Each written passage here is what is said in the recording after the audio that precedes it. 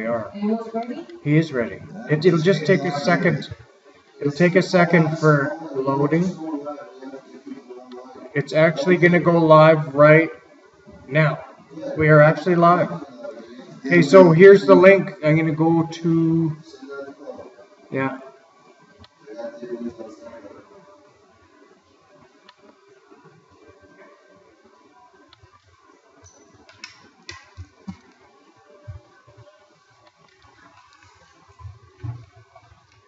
This is live now. So let's go to,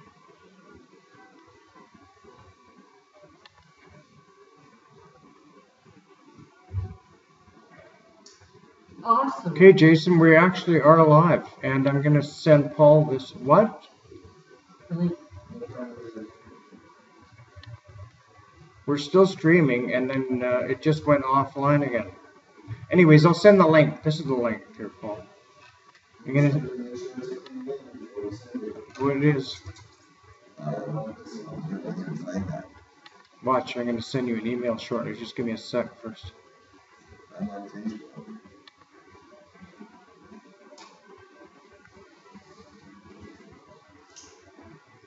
Let me see my encoder. That's still running. Okay, so let's just keep going. I'm going to log into my Gmail.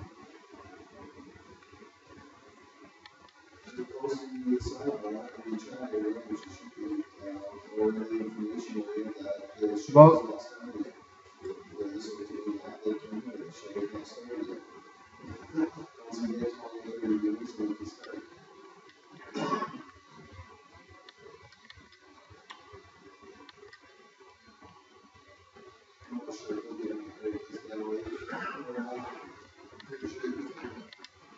yeah, you can. Just like any video. Yeah.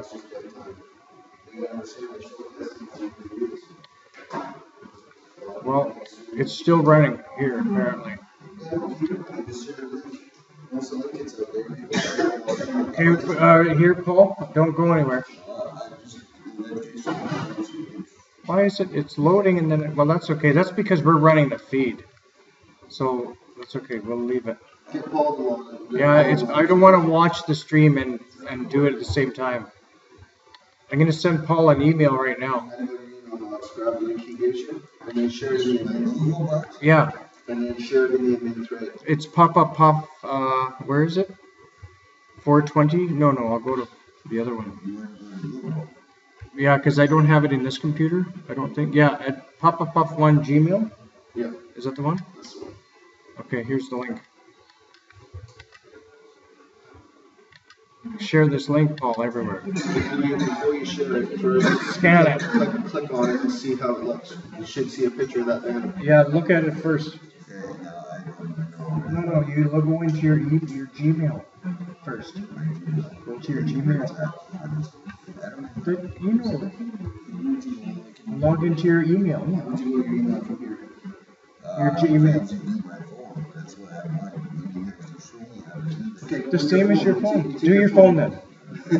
Whatever you're comfortable with. Do the phone and then send the link to Facebook just like you would.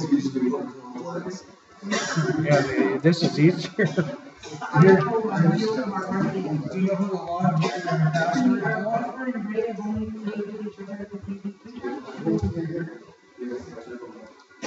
Yeah, it's okay. It's automatically logging in. Here you go.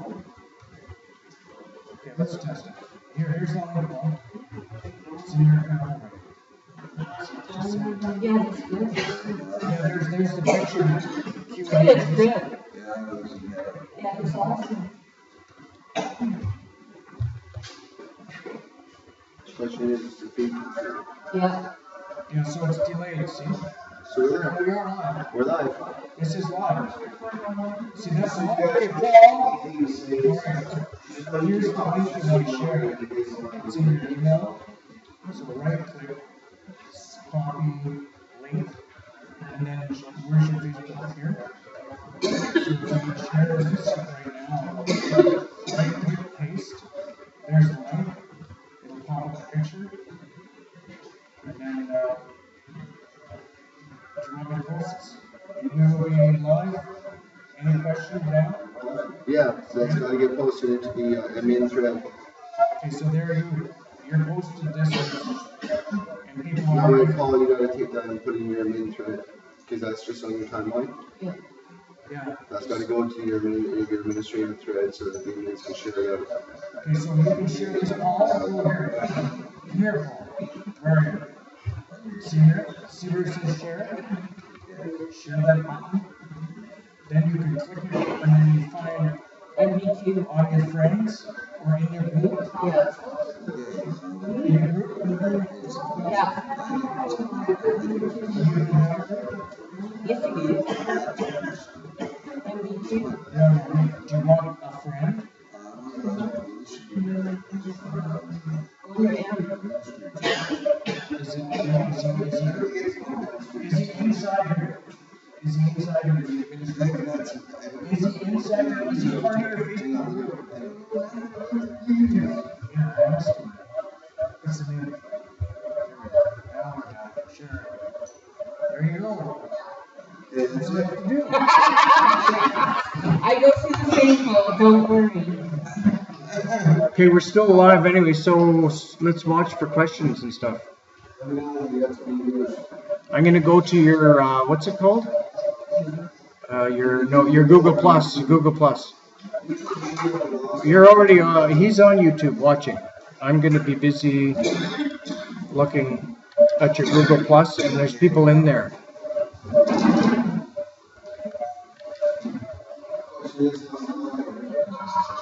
Perfect.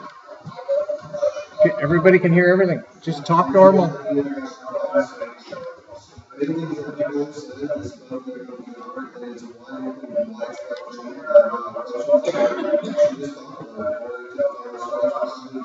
So we're delayed by, I just heard, about 55 seconds to a minute.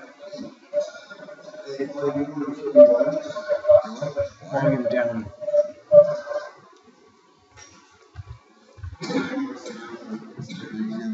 Myself. Oh my God.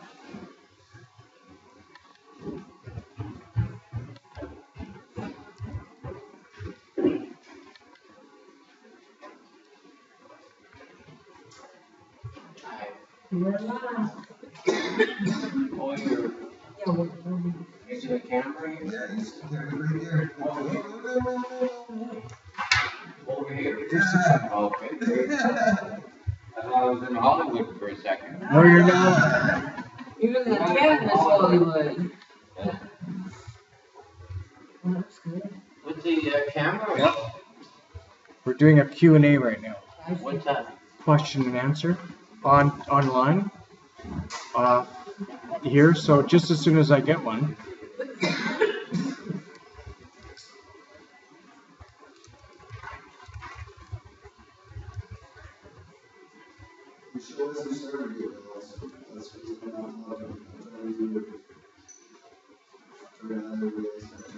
Yeah. Good.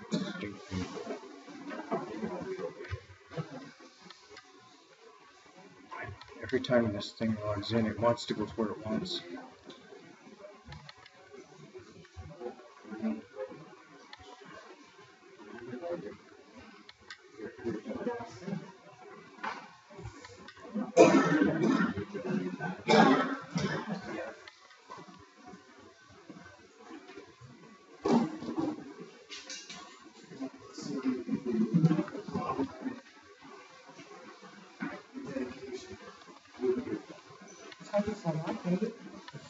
Well, you have to, so Jason's got to log in here, tell him again. Jason, you want to In order for me to, I have to check what people are asking in his Google Plus, so he has to sign in again. When he's ready. You have to sign in. Could you sign into your Google again? Because then I can access your Google Plus. It's making me do it for security reasons.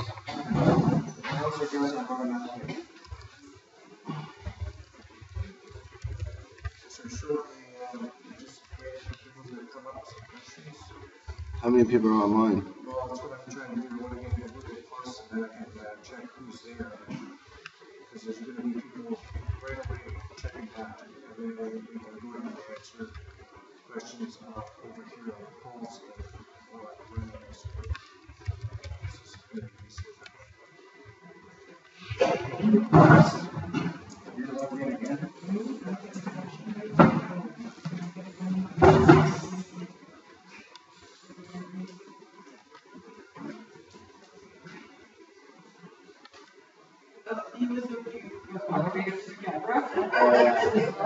I didn't know. No, those are posts. Maybe I'll get paid one day to be on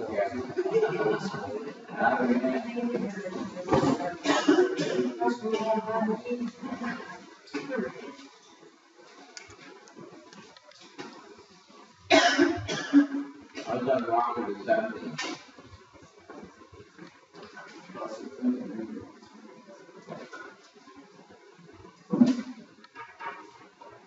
I'm trying to get on Facebook, I would like to find out, but I can't get it down here. So I can see what you, everybody's seeing on camera.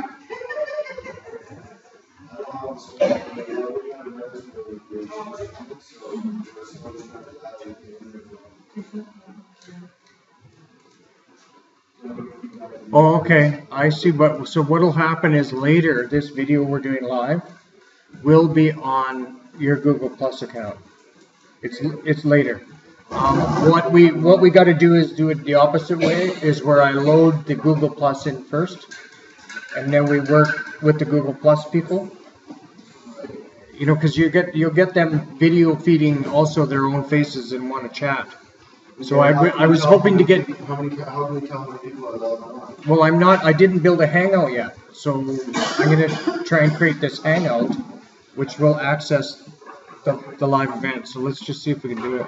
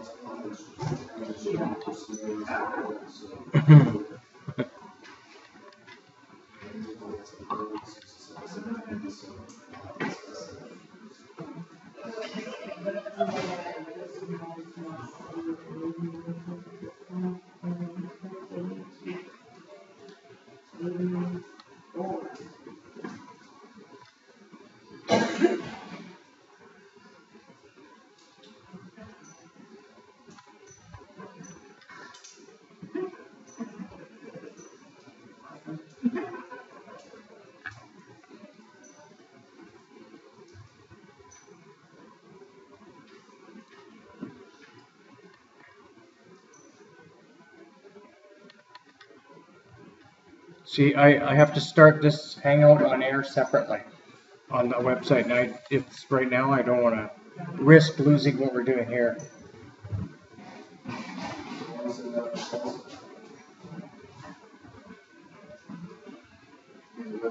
Because I don't know if I can use two settings running two stream, you know what I mean? I think we just stick with what's working right now. Let's just see if we get any questions.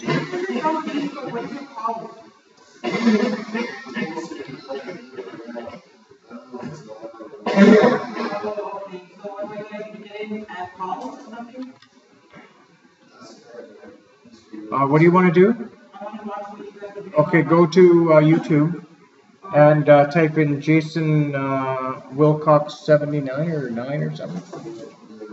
To Jason Wilcox 09.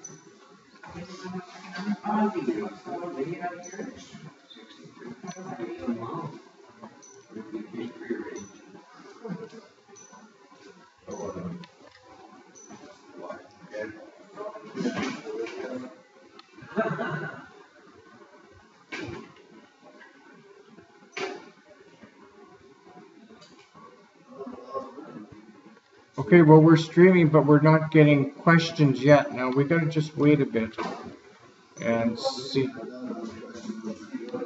Yeah, no, this is a Q&A with just Jason, so maybe they want you to ask questions and answer. Well, why don't you just talk about what I would talk about that's regarding the coalition, like questions that people would have on their minds that we could answer live now anyways. Because I would probably... Let me just take a look here.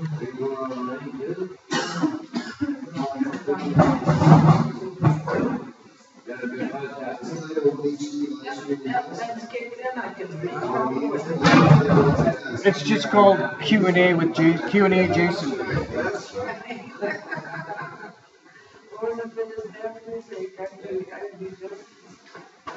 I got 10 people watching right now. Oh yeah, nothing yet. That's why I said I've got 10 people watching. So at least there's people watching right now.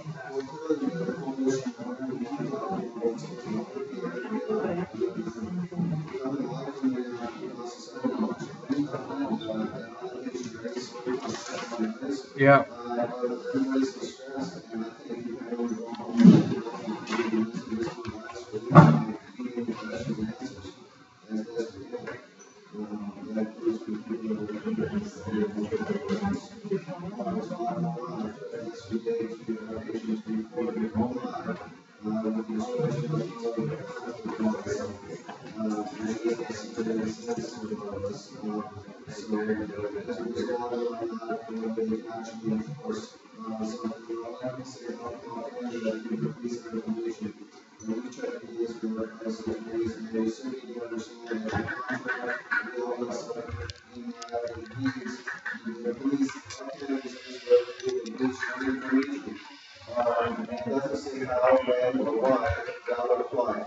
So that being said, that's simply the reason why the police now apparently seem to have everybody's information, and these people are having their doors and threats. I would also note that the police law, the law enforcement simply isn't there, the funding to enforce 36,000 murders. That ain't gonna happen.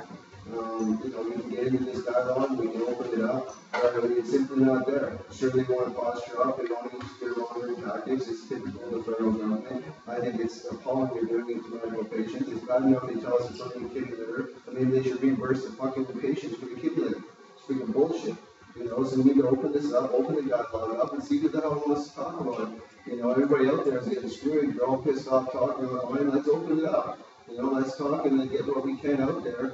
Because simply myself, I ain't suggesting to anybody what to do, but me, I'm not going to comply with any goddamn order to freaking give them anything.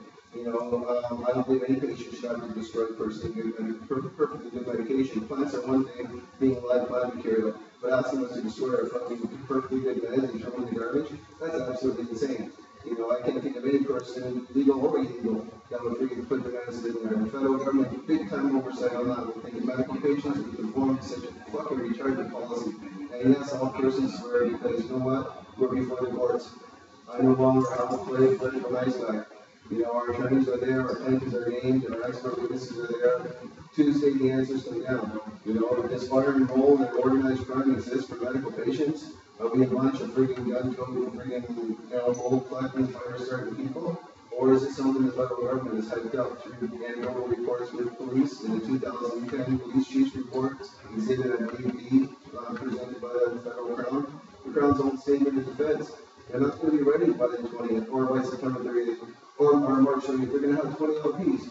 20 LPs, one of which is from the Netherlands.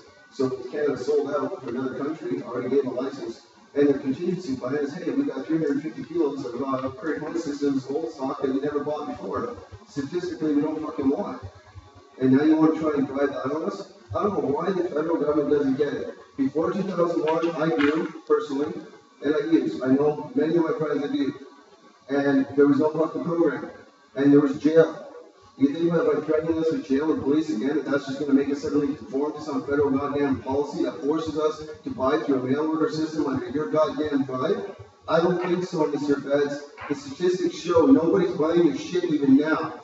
36,000 patients out of 38,000 in this country did not give up the right to grow. That's right. And they're standing before the courts. And Mr. Conroy is going to argue this, and we hope that the federal restraining order, before we put them on trial, and yes, Mr. Government, you are on trial, you are the defendant.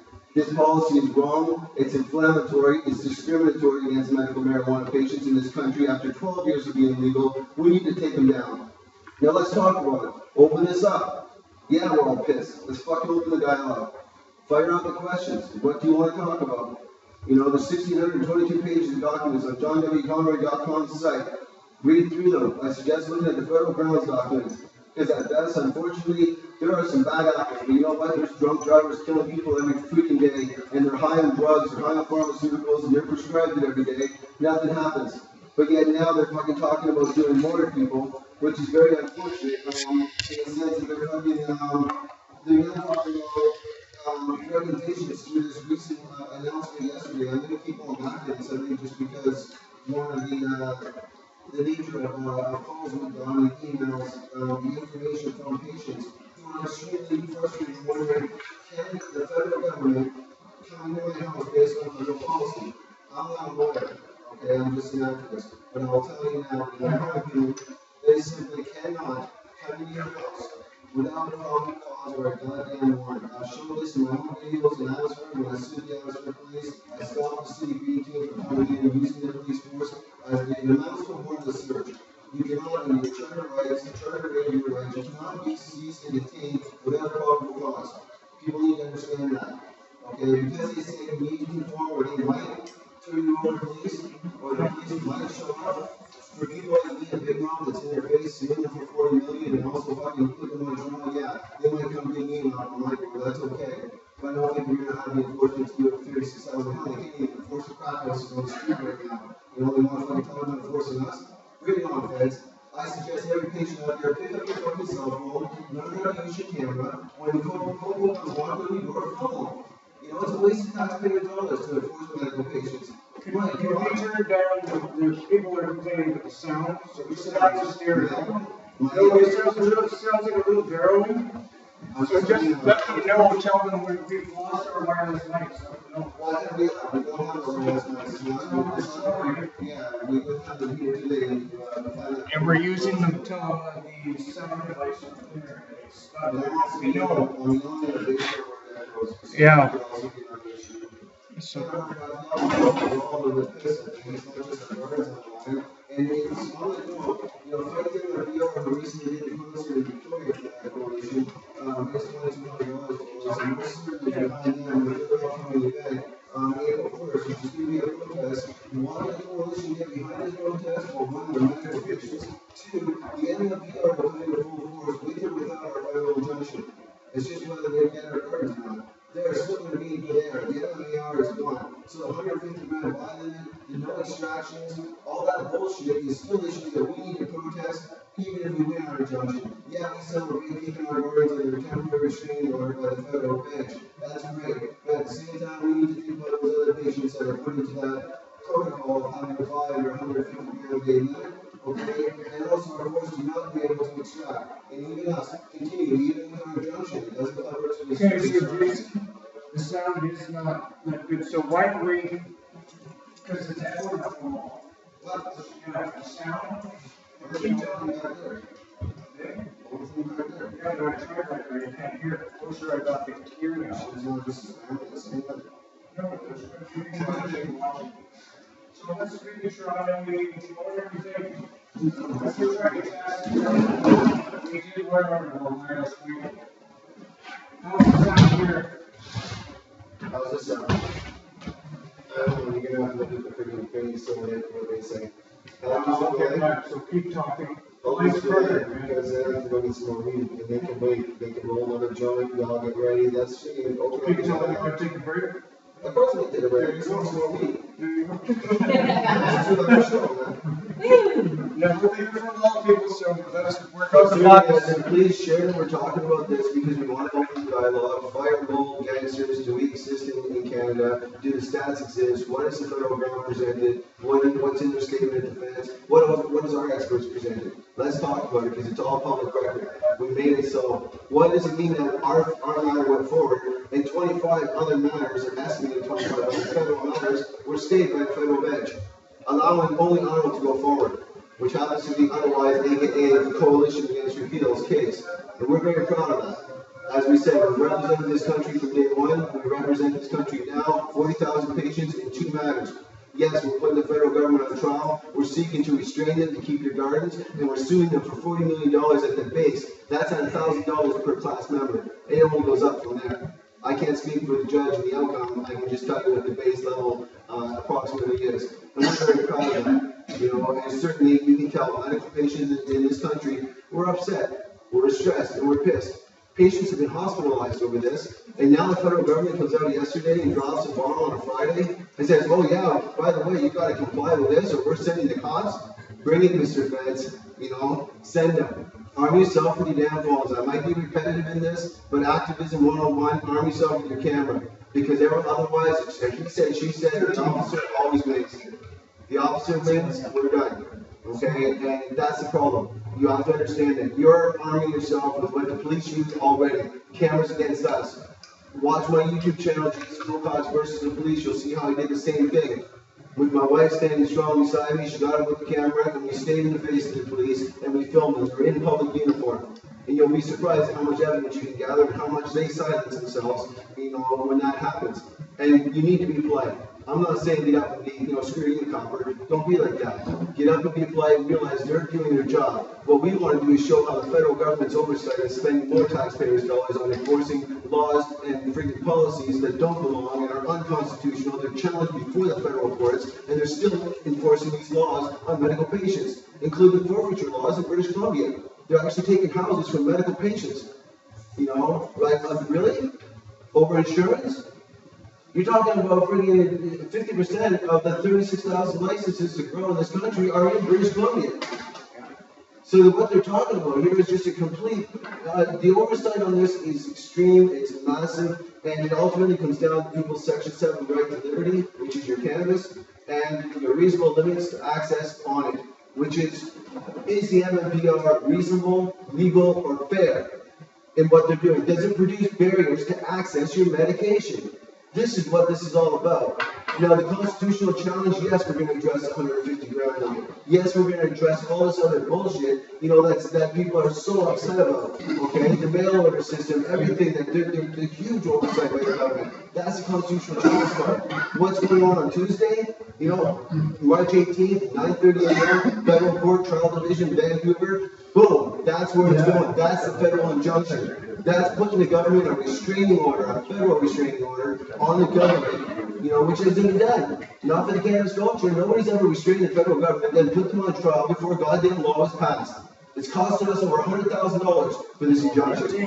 Why are we moving forward? That's why we're moving forward. On injunction, we're moving forward simply because of cost. What? The people we can't hear, they're pissed off. They want you to come right to the mic here and talk to it, I guess. Well, I told you to bring the fucking camera up and bring this lock in. I'm gonna go get some more fucking weed. I will be back. I'm well ready to man. We got a couple hours. My tech guy's gonna work on it. This is our first time live streaming, so kind of work with us at the same time. I'm as stressed as you are. One love, one plan. We'll see y'all in about 15 minutes.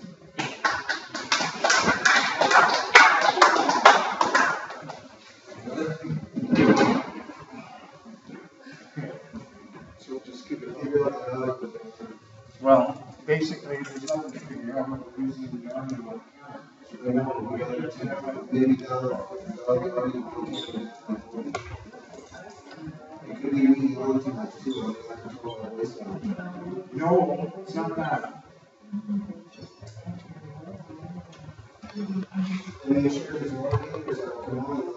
Yeah. Just, yeah. Well, that's why I listen to calls, and I can't hear you, but it is barely, it's not that great. I understand.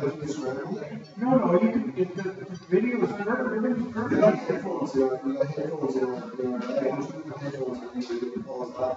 heard this, it is barely there. It does sound. No, it's not figured out, you gotta get a mic. I told you, this is not what I was. Percent can't do it. Well, at least they can, when it's, you can give them a lot of it's better when it's all over. When it gets all over.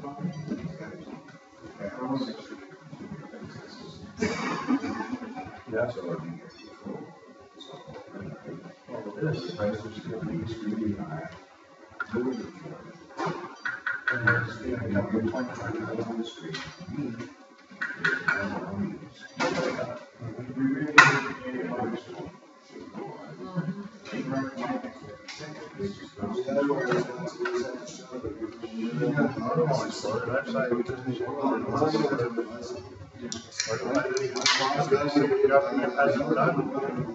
No, it's not down. You can't put it. You can put it down because Canada, just a sign that marijuana is bad. But you know, there's nothing wrong with marijuana. I'm just wondering, last bill we got was, last one said, we don't. No, I'm putting it tomorrow.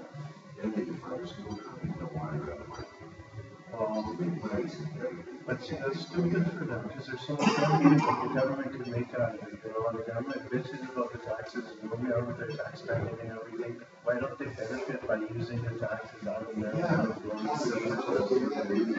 I know, It's given us that dealers and distributors like you, but where they put the tax on it.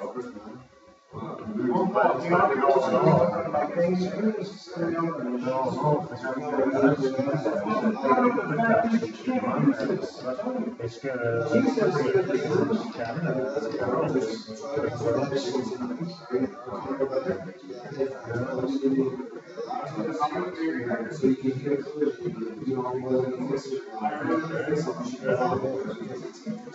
Well, we did it with alcohol.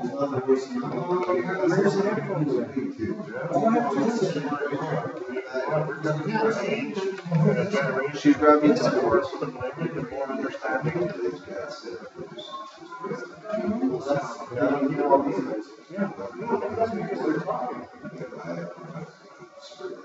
That's what I said, she's already got that, and you'll get. I already listened, it's fine. I can hear fine, I think he's really. I told you that. Yeah, it's three, and it's going to see how they can how they're going to grow it, and it's going to be processed.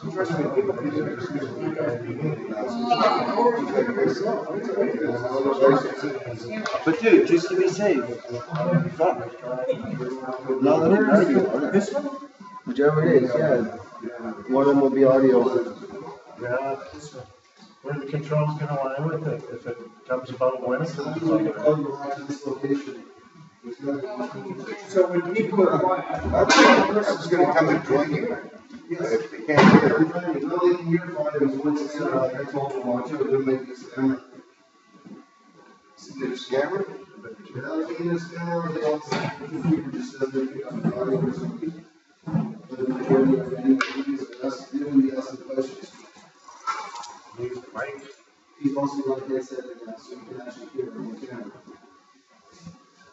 If I need a separate mic off of it for this video, or sound.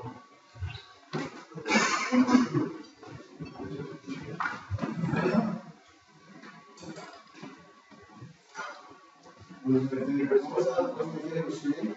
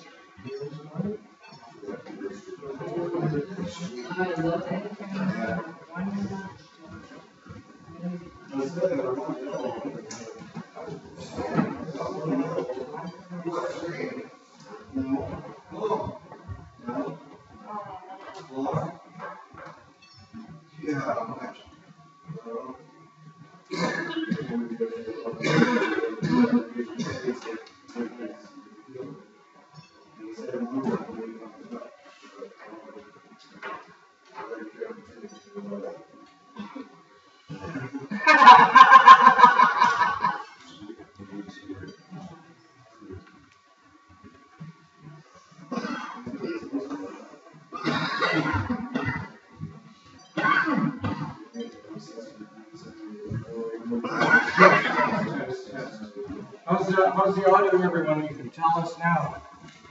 How's the audio?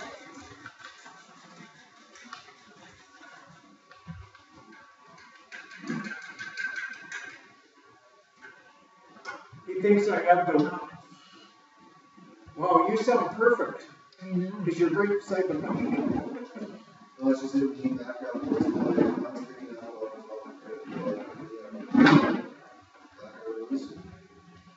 still don't have one as much.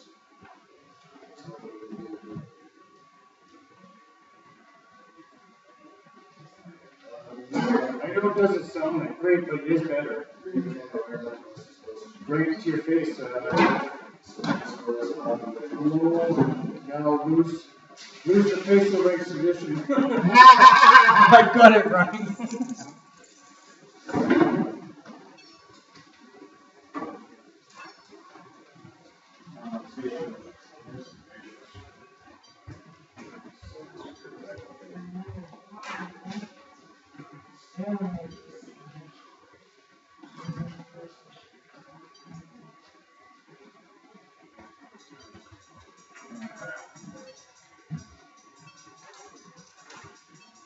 Where's facial settings? You guys take 10 minutes? Yeah, okay, yeah, see you later.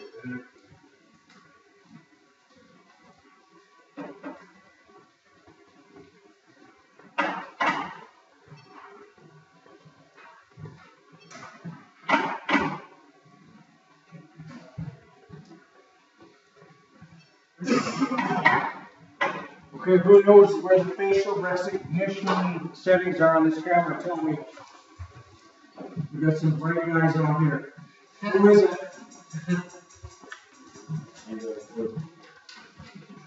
Oh, that's much better. It sounds beautiful because I cut it down from 5.1 to 2. Yeah, I downloaded and I changed it to 2 channels instead of stereo. So now everyone's hearing it. Much better? Much better from Jason, from Dan, from Corey. Okay, they're all staying watching. We got steady 11 people watching steady right now that are not moving. They're waiting for us. Okay, thanks guys. We appreciate your feedback.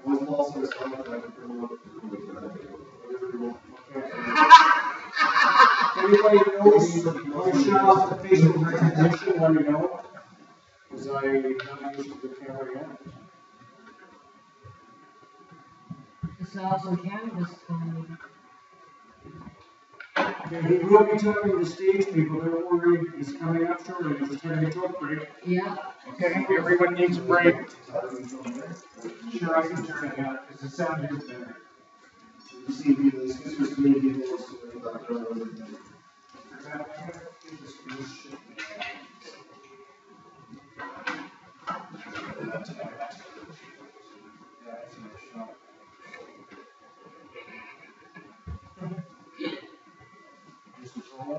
Yeah.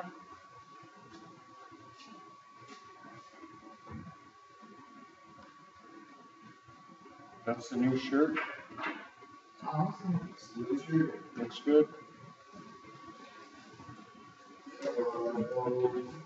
Courthouse, March 18th, 9:30 a.m. here. Just so people know, Announcements, yes. there won't be any live, there won't be any live at the scene. There is based on the applicants that go forward on the website already. So if you don't understand how that's going to work, it will be kind of everybody's quiet. And we'll be on the lid, but we'll get with the other Mr. Conway exchange with the crowd. And it also judge one rendered decision on the 18th. The decision will be rendered on before March 31st, is my understanding from Mr. Conway. And that's an important note. So, we do encourage people to show up. There will be a little rally over down there if you have it. The front of the courthouse, density situations like this. So be ready. We will have shirts similar to this one here, exact same as this one. That will be available for people. We don't have really nothing there. Oh, we will get closer again. We did see So I'm not going to, it's like totally. Don't ever get your tickets filmed. I think that sounds better. What do you think, people? Tell me it looks awesome, but yeah, Jason's echoes in front of the camera. So the camera needs to be closer to Jason. I did that. So let's see what they say. Yeah, that's good. Maybe talk This about is lots of what little. we can, so we don't have awareness, man. If we have wireless mic, Okay. And black one would be perfect. Tamara says hello, Jason. Hey, Tara. Thanks for being online. I've got Ann in the house with me. I've got Hey. Paul sitting here beside me. So we're definitely in the coalition. I can't see you have it. Absolutely. We're going to have opportunity here to go live. We want to make sure that we say hello to everybody. And, open this wide open. I was waiting last week, but there's a couple hours here, another hour anyway. We can just take it full of questions, full on MMPR, the impact, the recent threats, does harmful answers exist, what's the federal savings from activist perspective, not from a legal perspective. And of course, a lot of people are concerned about what should be or should be doing, when things are before the courts, to the courts. Let's see what facial recognition is.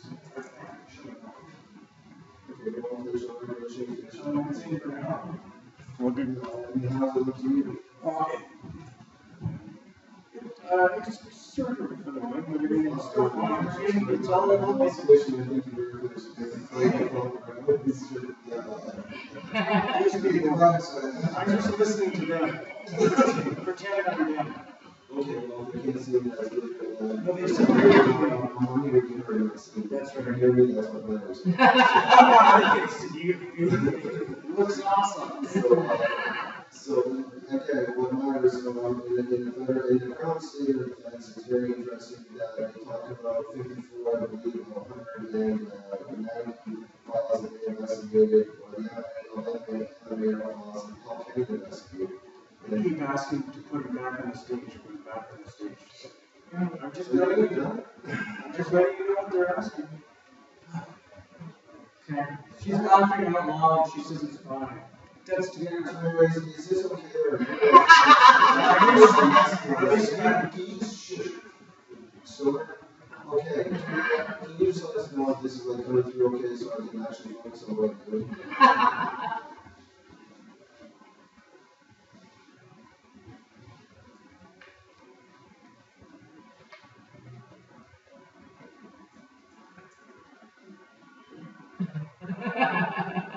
It sounds fine.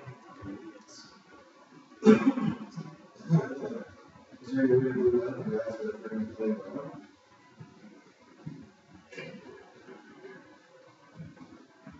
Alright, so back to the end of our injunction, everything that's happened, this is $100,000 to get us where we are, and a lot of effort for coast to coast, many different people, ostracized, custom glass, custom shirts everywhere now, custom pins everywhere, it's just been a lot of work, concerts, and other benefit functions that we're doing up in the summer, to help fund this case.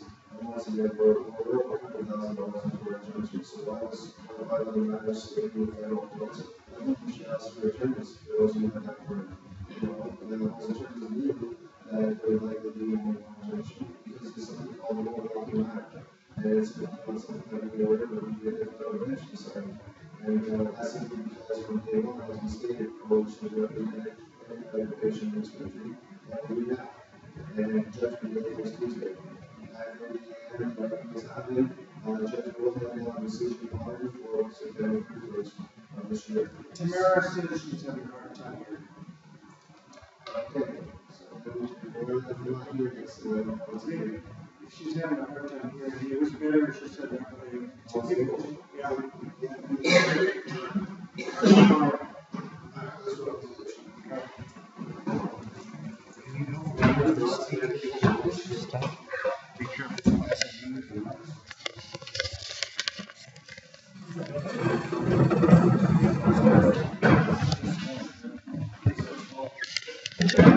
Well, I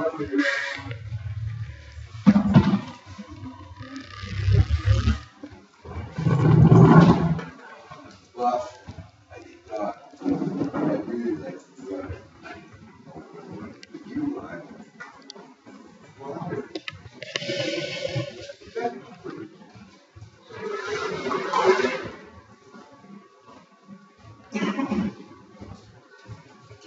One more check.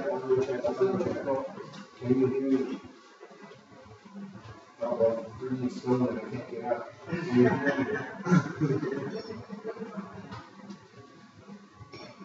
Audio test guy is tripping me out. He's a fish. Can you hear me? Audio check. Yes, thanks. See why I usually wear my glasses.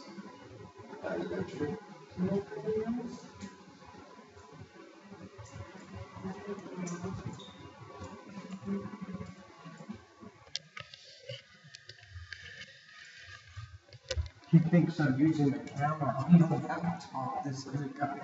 Last Corey? Oh, that's girl. He says, no, this Corey guy, he says, picture's excellent, sound is a big echo, but that's not now, the mic space is a stage. How's the echo now? Oh, Is it still echoing? oh, Winter Wonderland just joined. Is it still echoing? I think YouTube's gonna kill us after a certain amount of time due to live stream. No, I picked the time till 3 o'clock. So we have another hour and 10 minutes. Okay, well, we need to sort out this audio thing so people can hear us. People can hear. Kids, great. Pictures. There is a Facebook coalition against repeal, where there's 2,000. Is that machine on? Yeah, I hear music. You hear what? I don't want that machine, no wonder. But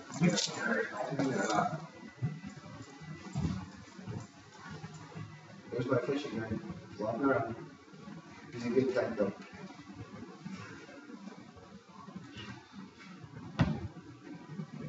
Told you we would test.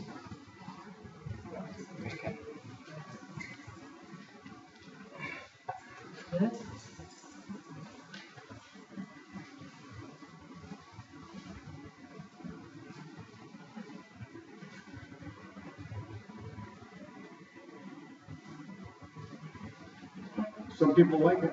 I don't know, like, the audio is coming through for some people, not for others. And Might be their computers.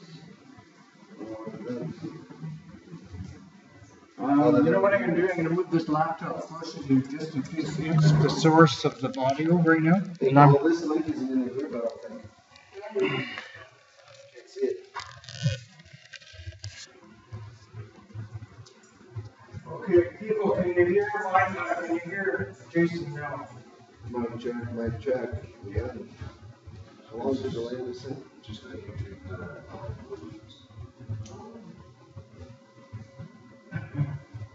we get an explosion, so it's great. Still echo, not bad, because we should have. Let me just hear. I think it's also because I yell too much. Maybe this is way better. Okay. So we got Paul Hunt that's also going to join me on stage and fill the crowd in. Okay, everyone, you're much better.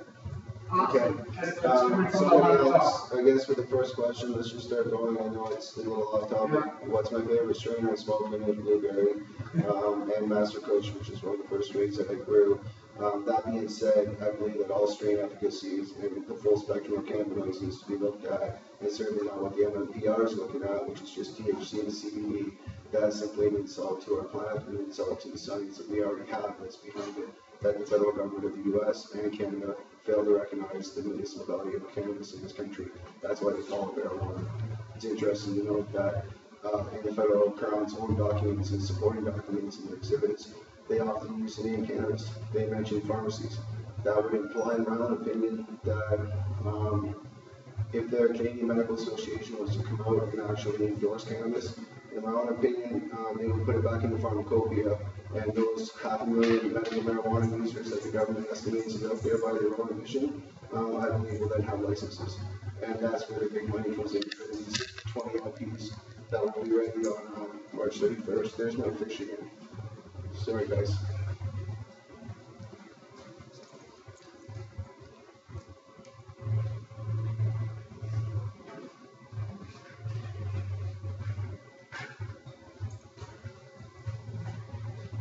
Paul, you coming up on stage? It's coming up for someone. Is there any questions at all at time?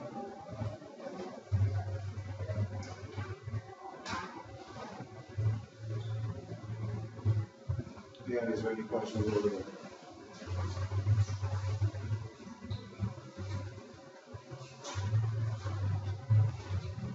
can hear much better. No questions, so? No. I'm amazed, all these people are so upset online, having 100 more questions, and nobody has any questions. Actually, someone did when I go back up.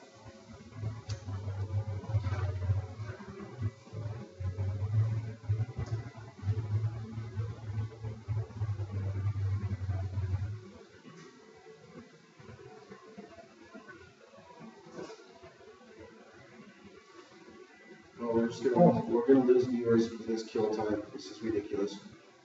Well, I do have questions coming up, so could you please discuss information war between HC and patients, specifically Friday's announcement? Thanks, that's one. Friday's announcement, absolutely. We're all pissed, 100%. I'm very angry. Personally, I don't suggest anybody what to do. Personally, I'm gonna oppose that and not comply. I don't believe patients should. I also personally believe that it's not enforceable. People say, how can they give police the information? Technically, they can. We've had our privacy lawyers look at this, and technically, when you sign that Health Canada contract for your federal license, it says that they can give your information to the police. It doesn't say how, when, or why. And that open-endedness allows them to now hand over all of our records, if they wish, to the federal database, which may explain some of those people knocking on your doors, pulling you over, and some of those people getting stopped at the borders. Again, it's suggested, we don't know, but could Health Canada do that? Yes. Now, could the police come to your house and actually come in your house and start looking through your cupboards and seeing how much cannabis you have or don't have? In my own opinion, I don't believe that that's enforceable by law. And I believe that they would have that probable cause to come into your personal home and your personal dwelling to believe that you're still doing something that they would construe as illegal. It's certainly not suggested by the default of a license. I don't think they've ever enforced such laws on anybody. Like when a fisherman doesn't have a license, they don't go knocking on his door to see if he has one or not. They wait to see if he's on the water. So I think if our hard readers were speeding and spinning, if there was probable cause, police were monitoring your location already, then yeah, get a warrant. But I think the first judge that was to sign off on a warrant to investigate a medical patient based on federal policy that's being challenged before the federal bench, I personally think that that would be wide open to some sort of human rights violation and or civil lawsuit. And certainly the government whole let's destroy our stuff in Canada, and now let's show that we destroyed it. What is it, a promise note that we say that we destroyed it? I say I smoked it. They don't. You can't say you made it into an extraction and you're saving it. That's illegal. Under the MMPR, you can't have an extraction. So you have to be very careful at what they're asking for compliance. I'm waiting to see them mail out, if they mail out anything that says you need to comply. Or is it just a scare tactic that the federal government is using at this juncture? Again, to get more medical patients to simply shut down their gardens. Well, this is still before the federal bench. The federal bench has not spoken as to the constitutionality of fire and mold and gangsters, and they haven't spoke to the constitutionality of the MMPR, which is going to take a couple of years. So until such time, in my own opinion, though that policy is subject to, again, subject to debate and to a personal decision that we all need to make, winnings or draw come Tuesday, we all need to know that we made our stand, we got our lawyers before the court, we took a grassroots movement, making custom shirts, having concerts, custom glass with red beer, all the improvised ways that we came up to raise funds and do things as a collective from coast to coast got us to where we are. And this is why we're the only injunction in town. So do you need to fear Health Canada's fear-mongering tactics? I believe that you need to adhere to stuff if you're someone like myself with a big mouth that the government knows and you're suing them for $40 million. Yeah, I'm not happy. And you're also putting them on trial and you're straining them before a law even gets passed. Okay, that makes them look stupid. They don't like that. I really don't care. Okay, I got into this for one reason and one reason only. I didn't think the MMPR was sound when it started. I don't think it's sound now. I don't think what they've done to medical patients is fair. The kidney litter thing was a big, huge insult, and they thought that was funny. The April Fool's thing they think is funny, and they even think it's funny now to say that patients need to comply, or else you face persecution by law. Threatening medical patients with law enforcement, that's just, again, branding us for that organized crime syndicate, and I don't think it does right. So that's a very key issue that I think we all each need to decide. If you wish to comply and fill out any sort of form they may or may not mail you, that's your choice. Personally, I'm not going to comply. And so the courts have spoken in this matter.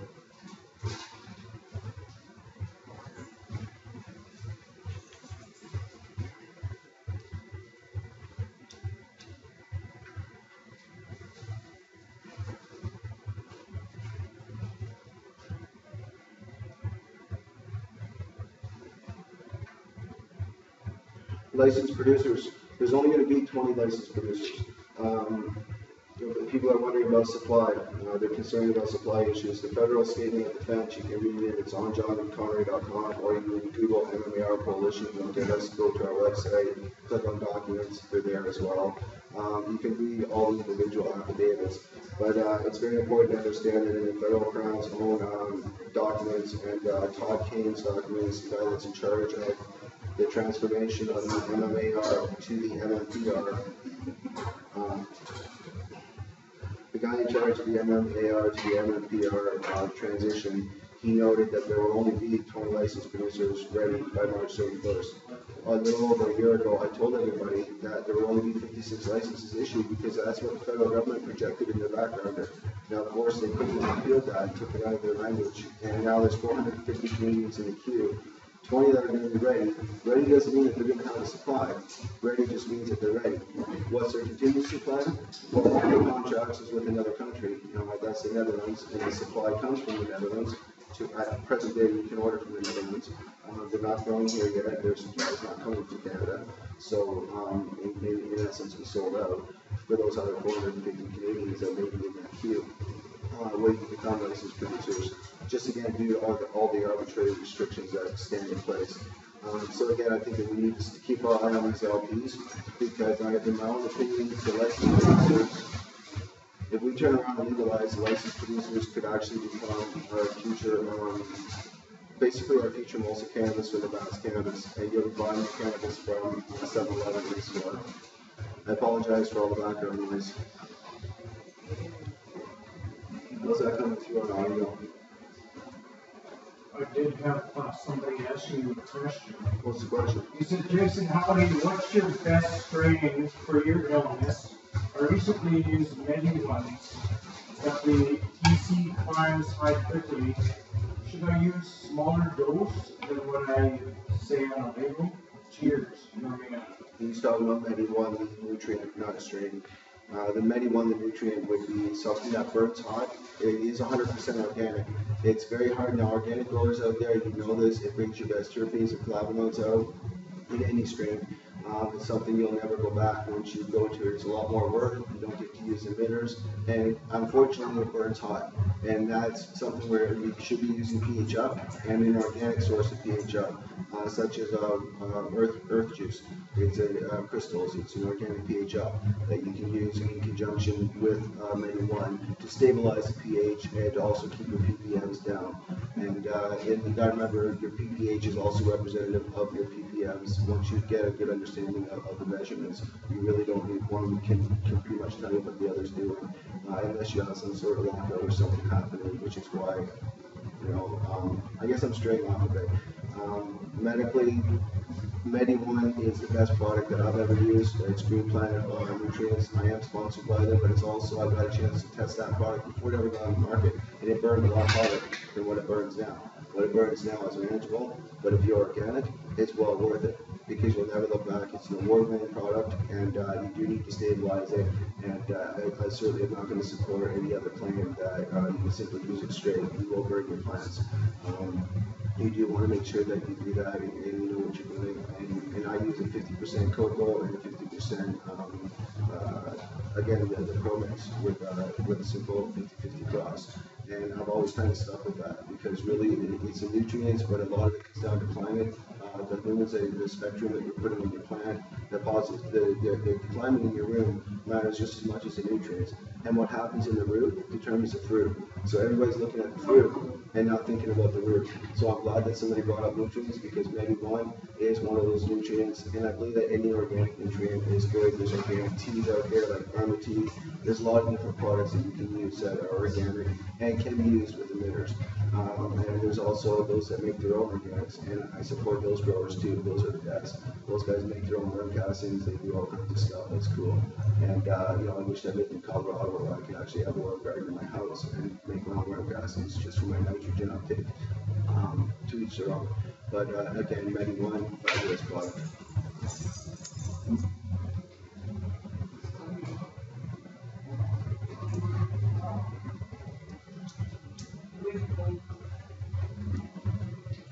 Any other questions?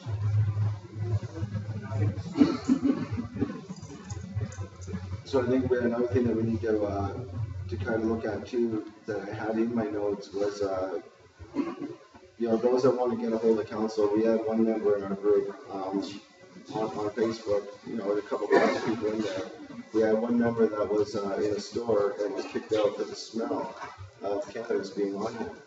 And I'd like to remind people that you don't just get booted out of places based on smell. That's something called discrimination. If you were a person if you just go to the fish docks and you smell the fish, the owner doesn't reserve the right to just toss you out. So my fish is back. So I'm going to take a break. I'm done.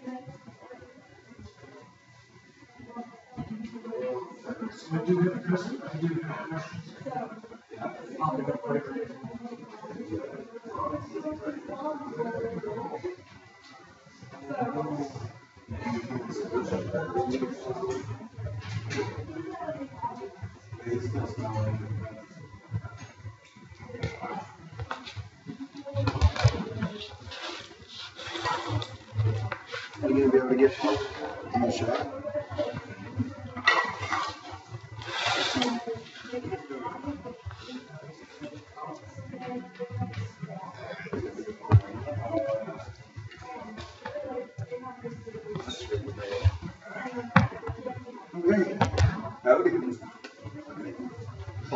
everybody, the House Assembly,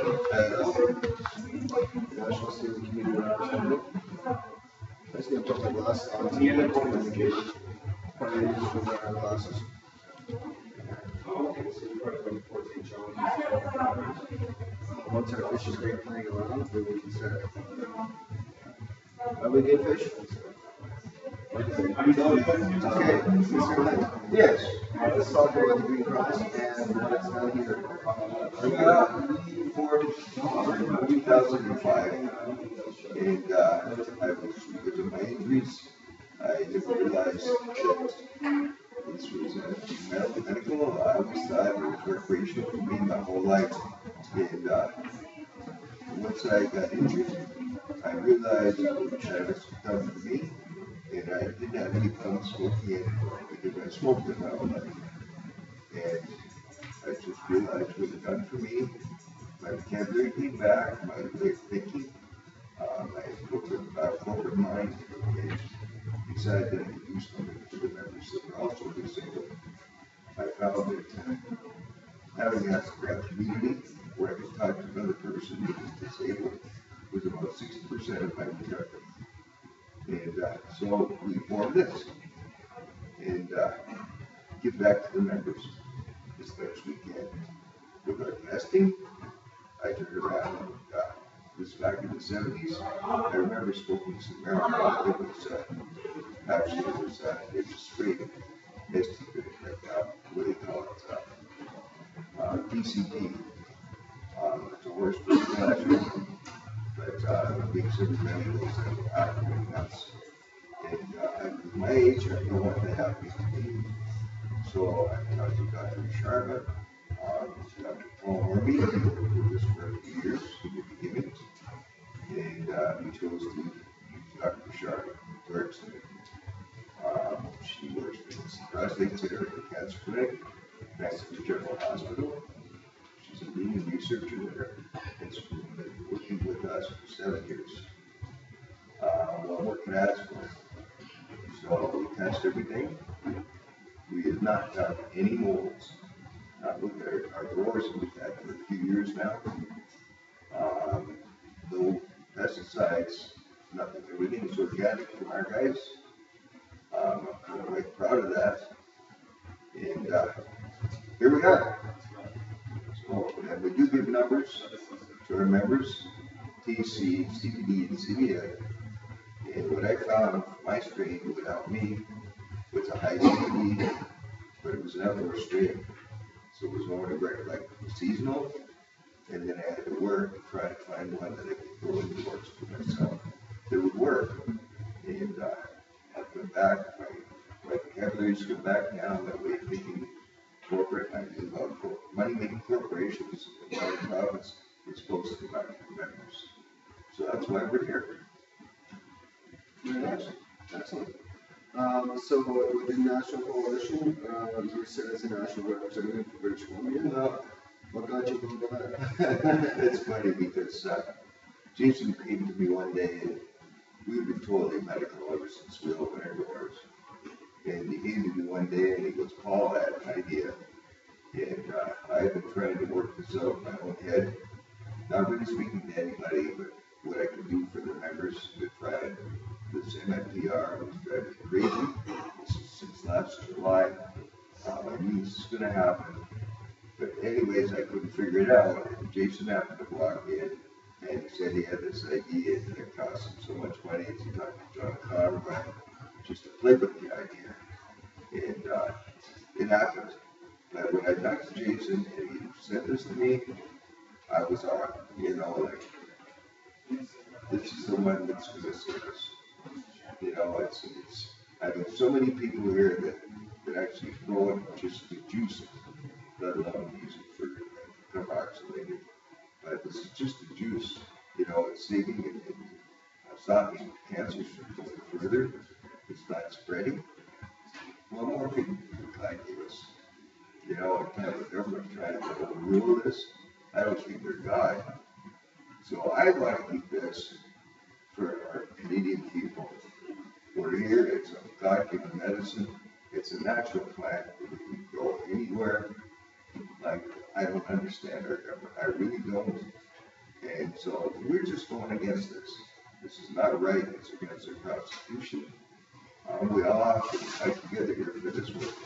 You know, my father, he fought for World War I or 2 World War I, World War II to fought for this country. You know, and I guess it's my turn. But it's a real shame that I get to fight my own government for the people of this country. Not right, but we're here. And we're going to do it, guys. What's that? Indeed, we are. What I know is our tech guy has mentioned he had some questions. You want to clear up the first one?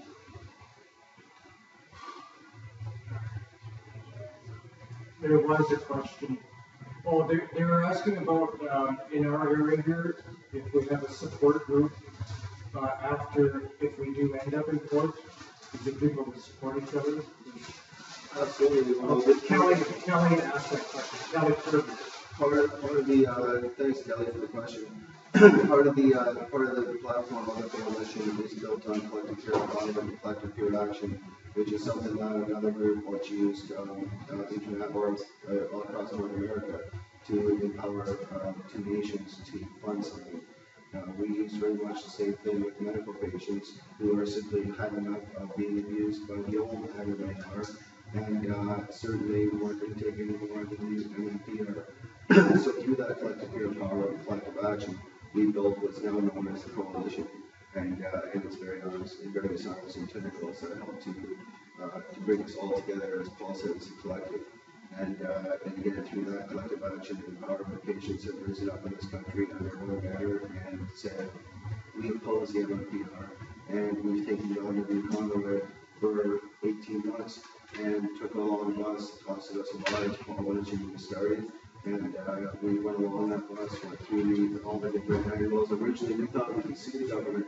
I understand a lot of you are all buying into this stuff, but originally we were going to sue the government. We said we were going to sue them in 2014 if we lost our injunction. Now, there's a reason why we're no longer saying that. It's because after further discovery, we found out you simply can't sue the federal government for a policy change.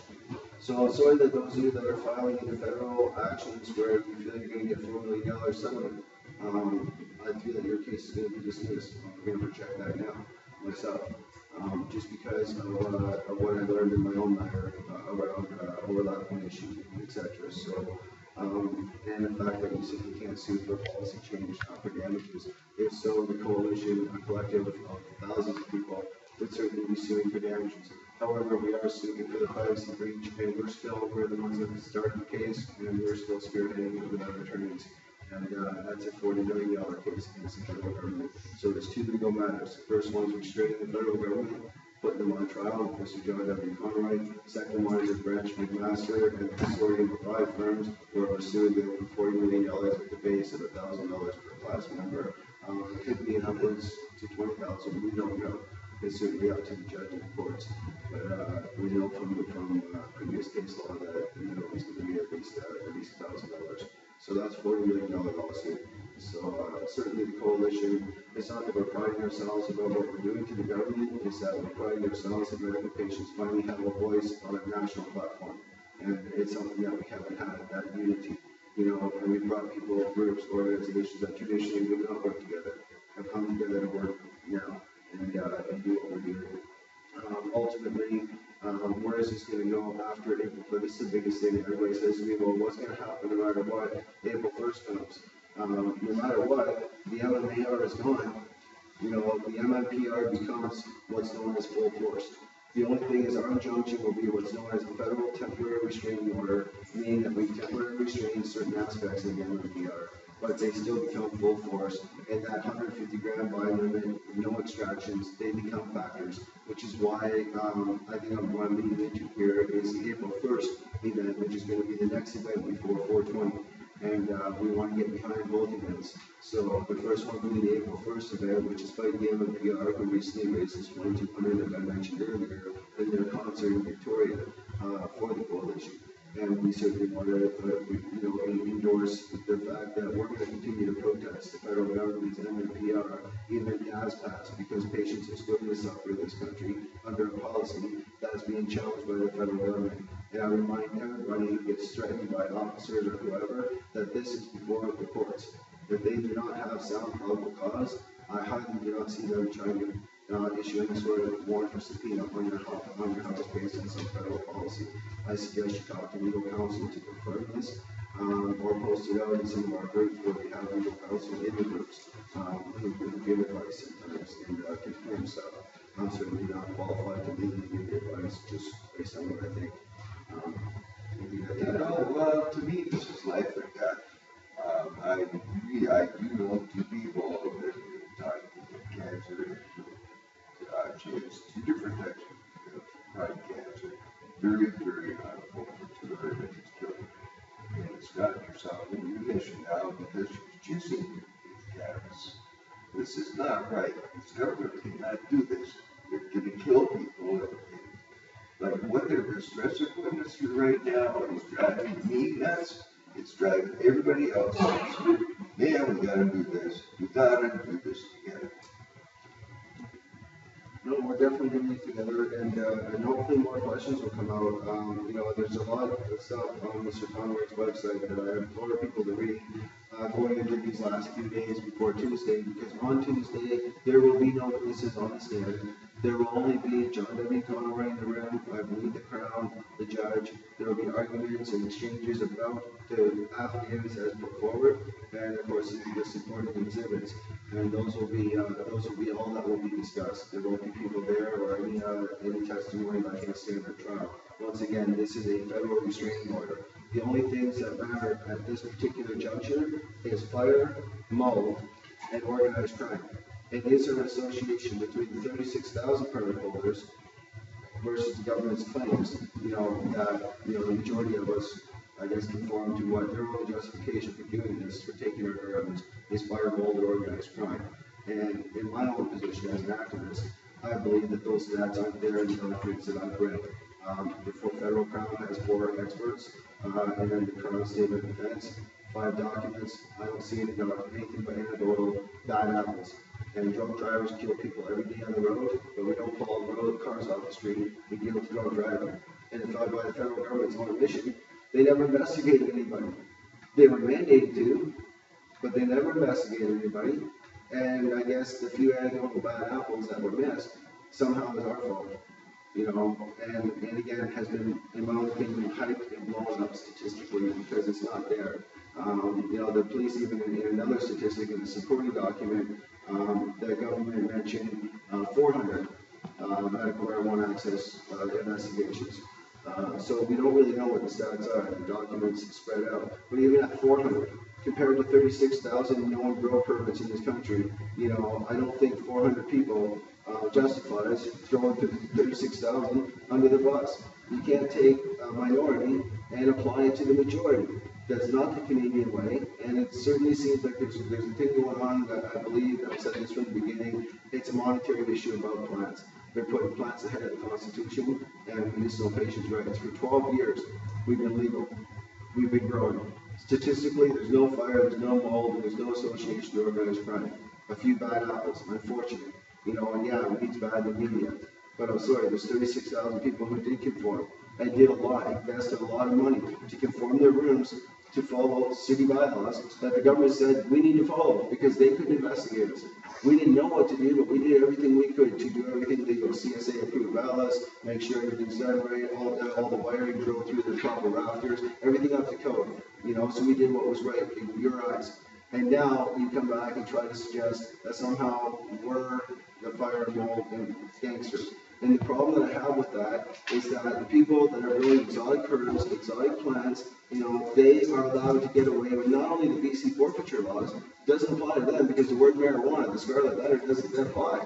And it applies the same with everything else. It's that word marijuana. They're taking our gardens away and they're citing that we're a public safety threat for fire and mold, but yet the guy using the same equipment growing exotic herbs and plants is simply a good civilian growing some herbs and plants in his basement. There's that 70 years of reefer madness scarlet letter that needs to be driven down through awareness campaigns, education, collective action, and empowerment where need be. If you don't know what empowerment means, well, that means just simply mentoring. Share your knowledge. collectively, 20 minds is always better than one. We've proven that, you know. We've been a successful campaign. When we started this, people laughed. They scoffed at the founding members of the coalition. They said, you'll never get this before a federal bench. Good luck with your pipe dream. And believe me, it cost us a lot. It cost us 10 grand just to get Congress to take us serious. But here we are. Battle lines are drawn. We're all at last standing, where every other case is good stay. Tuesday is it. By March 31st, we're going to know. So everybody in the coalition, I love you, I respect you, and I can only say thank you, you know, because we did this as a collective. No one person could have done this. I said this on LinkedIn in my first post. It takes one person to take a stand. It takes an army to win a war. And believe me, friends, this is a war. And even if we lose our first battle, I'm happy to hear that there's 25 other challenges going on in this country. Because I believe that out of 25 judges, you know, that one of them will see the insane posturing of the government, and of course the unethical practices being applied to medical patients. People say this is a police state, it's a police state. I say until the Constitution of Canada, which is your Charter of Rights and Freedoms, until that doesn't exist, this is not a police state. Jason, do you know how many people I know that phone here on a continual basis? People who have spent thousands of dollars to set it up, to comply with Canada and the government to see if they approved equipment, had it all inspected, thousands and thousands of dollars. To me, that's just another lawsuit waiting to open up. These people have spent their entire life savings, you know, to try and build this so they can have a future. It's funny you mention that because I filed 1,000 and 3,000 victim impact statements. We have a file with Mr. Conroy, legal documents. Now these impact statements of 1,000 I filed, it was interesting because we were going to sue for damages. This is what I'm trying to tell people that are getting bought into these other legal matters. The attorneys already know or are going to learn soon that the laws will change. You cannot sue for a federal policy change. Okay, and the matters are going to get stayed down, okay, and you're going to lose your money. So I don't suggest that. I suggest that people contact some real law firms and do your homework before you start buying into some of these promise to pay you if you pay me first on lawsuits. If it's not free, I suggest you do homework because I believe Paul. I think that's for everybody's sake. Be careful on this one. You know, there's a lot of scammers out there, you guys. From what I see and what I know, this is the only way is through the coalition that we can stop this government. And that's through the federal people. All I can say is he's got to go. You know, it's not only going for you and us, people that are disabled, but what about our elderly? It's like one of those people being disposed of. You know, like getting ready for an easy day for an oven or something. Like what the is going on? So that's true, and the elderly here in BC, that's the thing. We got 40 clubs. The mayor of Vancouver has come out and stated that they're not going to enforce. It's not a formal proclamation, similar to other clubs I've had in Victoria, where the mayor has actually said they will not enforce it. Federal RCMP, of course, could, just like in the States, the FBI could come in, but the state police will enforce certain laws. So, I just lost my focus. It's like bang, bang, bang. What was I used to be saying? Oh, yeah, we got questions. Okay, I'll go back to that after. We got questions. That banging got distracted me. Yeah, there was we had comments and questions, especially with what you're discussing. Which question? Here's a guy way up north 60, north 80, his name is. He just stopped by to listen and learn. Much respect from the U.S., says. He says, you guys keep fighting, Jason.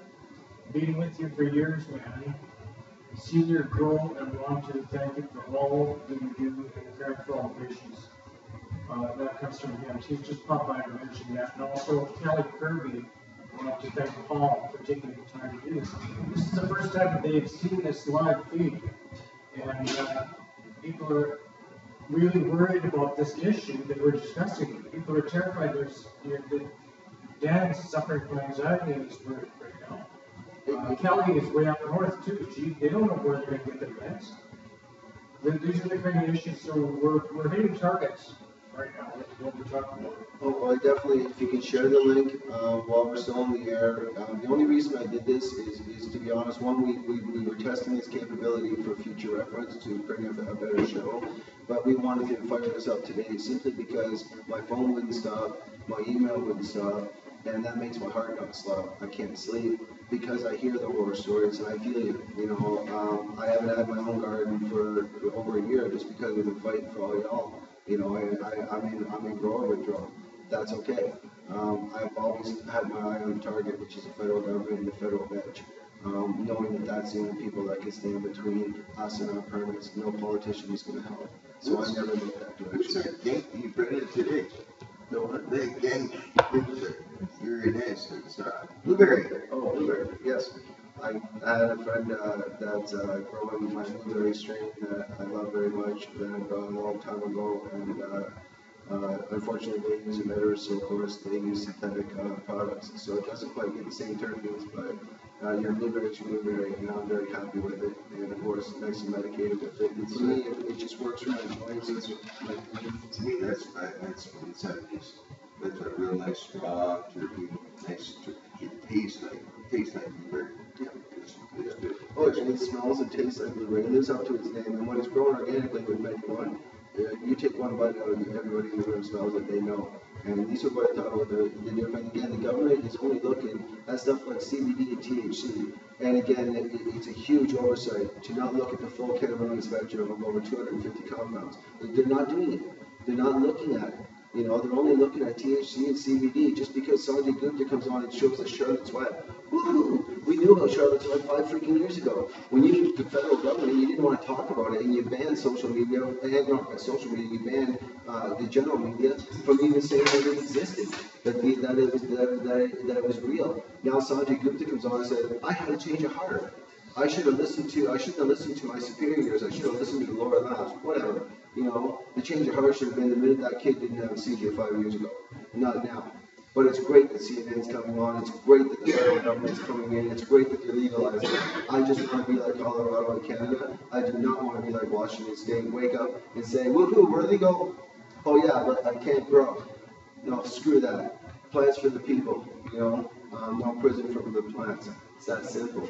I can't see it any other way. Whether we were legalized or whether it's the 40,000 patients we're talking about now, I don't think that a plant like cannabis, that by the government's own admission has never killed anybody, and by their own admission they haven't done enough research to actually say that it has any problems, that there's any issues, and not any cross-contamination with other medications, nothing. They just say we don't have enough research. But at the same time, nobody's ever died. And for those who've been using it in this country under the federal program legally, you know, for 13 years, there's no recorded cross-contamination, no recorded immunodeficiencies, no recorded deaths, and yet it needs to be governed like a gun. I'm sorry, I will rant and rave about this motherfucking policy because I hate it. From day one, I told you we're not fire, we're not mold, and we're not gangsters. Now, it's unfortunate a few people have used the program in the federal government. You should have done your goddamn job and inspected the permit holders. Unfortunately, you didn't do that. And the police, unfortunately, were held at bay. And the doctors were kept as a gateway to a drug that's not in their books. Everybody says, well, I can't get a doctor to prescribe. The doctor says, boycott the doctors. It's not the doctor's fault. The federal government can't the government, fucking Harper, what do you do? First thing Harper does when he comes in power, he pulls the funding into cannabis research. Okay, so then there is no research. And it's been that way ever since. So that's why Canada still says we don't have any research. But yet, in the federal documents to the Crown, or to the judge by the Crown, they give a whole array of cannabinoids, they give the whole array of applications that cannabis can be used for, and they use the word cannabis in the sense of pharmacopoeia and pharmacy. But however, they also make sure that they say, however, this is not Health Canada's formal position, after giving a 200-page document. I call bullshit. They're one step from legalization. You are right. This is back Tony Clement was health minister. I had written him after we opened it in 2006. I had written him for Introduction 56 for the members of the society. And they would do that in 1994, something like that. It's this. And, we went to UN meeting, Paul, me, myself, and everything that we were doing out there is what complied with the United patients in all countries to use medical marijuana for research and some medical purposes. Well, we fit in that zone. So I felt comfortable with that, you know, and once we got involved more, I started seeing the discrepancies that was going on with the MMPR. I see it coming. They open the door on a lot of this stuff. And it is medicine. Doctors, I think we would get a big flag. But I think they set it up to like destroy itself. And now the people have been working on this for years. And all these big corporations are jumping on board. Clearly, on that note, the statistics, up to 2009, there was only 3,000 growers in this country, or something like that. A very, very low statistic. Goes to show what Paul's saying, that MMAR was designed to fail. In our own opinions, we're just activists. But in our opinions, it's designed to fail. That being said, from 2009 to 2014, we have had an explosion up to 38,000 permits in this country, of which 36,000 choose to grow.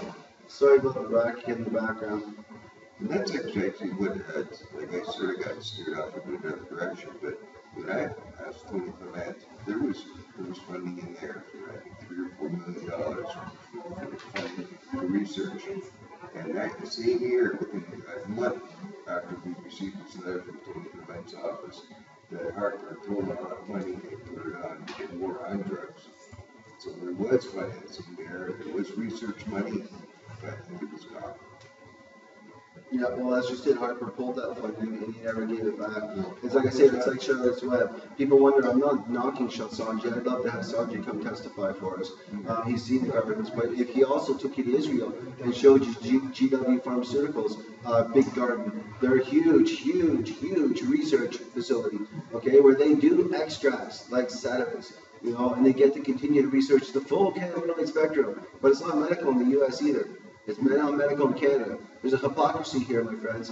And until they got everything in place, in my own opinion, in Canada, if they have the plants away from the patients and then they legalize, again, that word legalize is open-ended. If they legalize, I put this to other legalization people on a live stream on Pot TV. I'll put it to you viewers now. Imagine this, Justin Trudeau legalizes next year. We all rally behind him. You all wake up the next day, and it's all over the newspapers that we're legal. However, you can't grow your own plant. You can buy it from, guess who? Prairie Plant Systems is Union Molson Cannabis. And you can buy it from 7-Eleven, and they'll have it there for you within a week. How the hell would you feel? Because that's how medical patients feel right now. Just step out of the box, clean your bong, and listen up. Because it's a reality we all face. There's a hostile takeover going on in this country, my friends.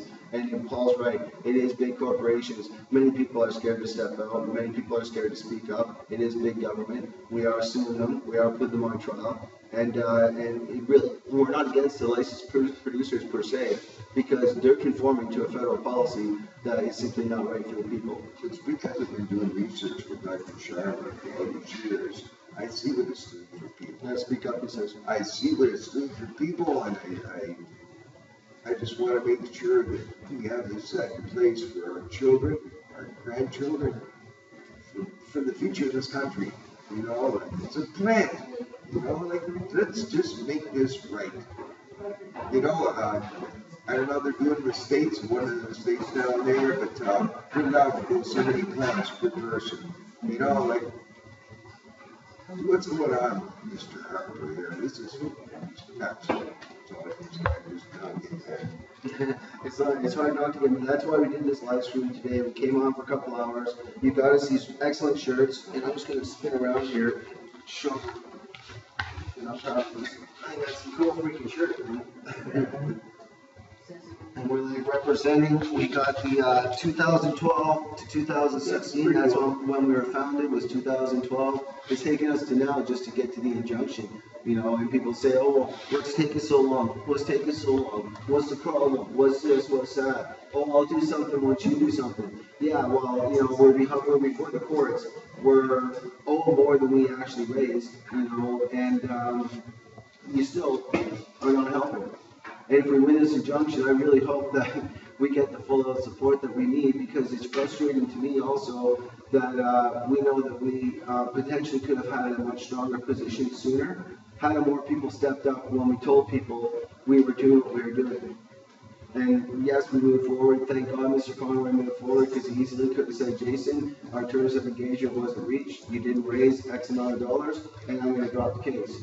Instead, he went forward as a very honorable man, and I respect that, you know. And now we're before the bench, and he's the only matter left, as I said before. And I implore people to talk about that. I want to open up the dialogue about the legal documents because that's what we're here to talk about. Not just that, but also the April 1st protest. You know, 420's coming up. But April 1st first, that's what we have to deal with. That's April Fool's Day. If the government wanted to be April Fool's on us, we keep our gardens, we protest the 150 gram limit, we protest the no extractions. You know, we just see a baby stop seizures without smoking a goddamn joint, let the baby have freaking oil. You know, I mean, my God, Sanjay Gupta fucking just showed him, now you want to turn around and say, but you still can't have extractions? Yeah, fuck that. You're not going to tell me how I can treat my own autonomy. I have a right to treat myself with the goddamn medication of my choice. It's an international right. It's a Canadian right. It's your right to liberty. And that's what we're fighting for. Your Section 7 right to liberty and your reasonable right to access, which is Section 7 of the Charter, or Section 1, sorry, for reasonable access. And that's what this is about. Is it reasonable? Does it produce barriers to access your medicine by taking your garden away? And I say statistically 36,000 freaking people, you take their goddamn gardens away and you shut down their clubs, that's a big issue. Thank God the mayor of Vancouver stood up and said, I'm not going to enforce shutting down any clubs because it's going to displace not only the medical patients that are legal, but Jesus, there's thousands and thousands of patients that are prescribed by their doctors to attend these clubs, but don't have a federal license. Because even the doctors say it's not in our books, it's a safe herb, and we don't really feel like policing it. The doctors are made to be the gatekeeper to a drug that's not in their books. Understand that when you approach a doctor before you get pissed at them. And Paul, I know you've had many of your members that have had trouble trying to get doctors. How does it work for you? I know, but you know something? I was listening to you, and there's one thing that you missed, and that was organic. Like, I just disagree with gamma radiation. I don't believe in that. I don't know what it does. I have no idea. Remember, it was on the You know, we've been doing research here for I said, stay there. almost going 9 years in July. So at least it's You not. know, it's been continuous. We have I'm not really going 4, I believe, right now, case studies. They're on Greenhouse's website. And she's a registered scientist with Canadian government. She's from India, she's a naturopath, and she believes in her own medicine. She's sticking her neck out on this, and everything that she tests, we watch, you know, from time to time. If we have a certain person comes to us and different things, you know, with MS or chronic pain, John McCall was one of them. We did a case study. I was just going to say, John Murphy is one of our national community reps. Pain that he fell down 20 feet, I believe, and broke many parts of his body. Dr. Homey did that pain study. It's a peer-reviewed journal. That's available online. It's a peer-reviewed journal. John's done many media as well to talk about how he recovered his life. And I've always employed the Green Cross and the introduction of, again, extractions with the can caps. So the federal government does not recognize and says we cannot do. When I personally say, well, I won't say it here. But anyway, you know, that's my feeling on that. You know, I've been doing movies since 2007 where I've said, come and arrest me. I've made extractions, bubble hash, oil, everything except BHO because I don't want some kid blowing themselves up. To show that water, butter, water extraction, butter extraction, keef, dry sift, it's all fucking safe to make. There's no danger, there's no chemicals, you know, you can't put a broad spectrum on extractions and say they apply to all of them when there's a whole broad spectrum that are safe, and then there's a few that are dangerous. And I believe that the government has compiled them all into, again, like they're doing now, they're trying to throw all of the bad apples, or all the apples into one bunch when there's only a few that are bad. Okay, well that's it, just how French fries. French fries, revenue for French fries? Oh, jeez, man, like, enough, you know, like, enough, period. This is ridiculous. It's the worst country ever. You know, I used to be a proud Canadian, and I'm really, really ashamed. You know, people ask me if I'm Canadian or not. It's just too bad because I am ashamed. You know, and it's unfortunate. This is a beautiful country. It's always been that way. I grew up and I never got involved with politics until this started happening. And that's enough. You know, I've got to stand up and I got to do something. If somebody's got to do it, and I'm so glad that this yeah, that's right. You know, I just going to shake your hand again, man. Mr. Shipway, and you've been doing this, we've known each other almost a decade. You've been on the front lines for 8 years. I've done my own stuff on the front lines. We all have collectively fought in our own ways because we believe in the patient's rights and the safety and efficiency of the plant in its holistic form and not in some isolate that the federal government feels that they need to control like a gun. It's just, our words are weapons, but I believe that our actions are much, much more. And this is a man that walks his talk and has represented patients for 8 years in this province and been the front man on that position. And to that, I can't say enough. What we've done with the coalition, with the collective on the national committee, you want to go to our site, go to MMPR and you'll see on the team tab a list of all of our national representatives across the country. We're very proud to have.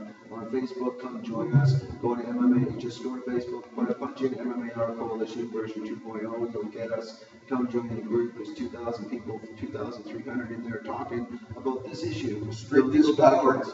The strength is power, in the voices, in the colors, in everything we're doing, because this is a grassroots movement. When this is over, this coat of arms, this is a coat of arms. This is not just a general logo. It's a coat of arms that medical patients made saying, we're going to fight you, and when we're done, this goes away, it's dissolved. The name, Coalition Against Repeal, is dissolved.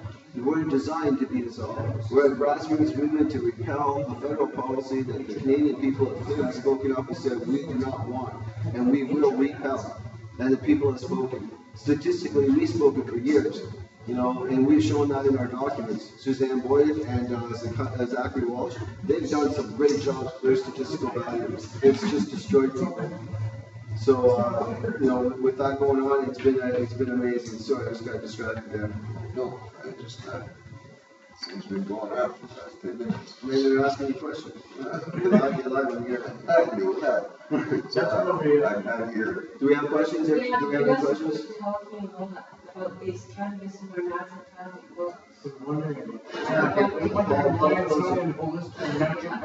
Oh, 1942, this is simple. 1942, the federal government removed cannabis from the part of Reefer Madness. They removed the word cannabis sativa from pharmacopoeia, which up till then you could buy it in a pharmacy in the extracted form or grow it, and it was legal.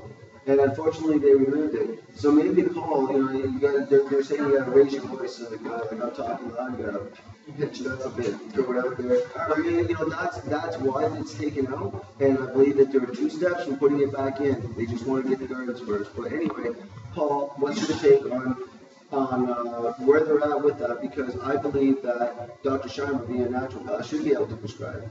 Yeah. I believe that too. Dan asked that.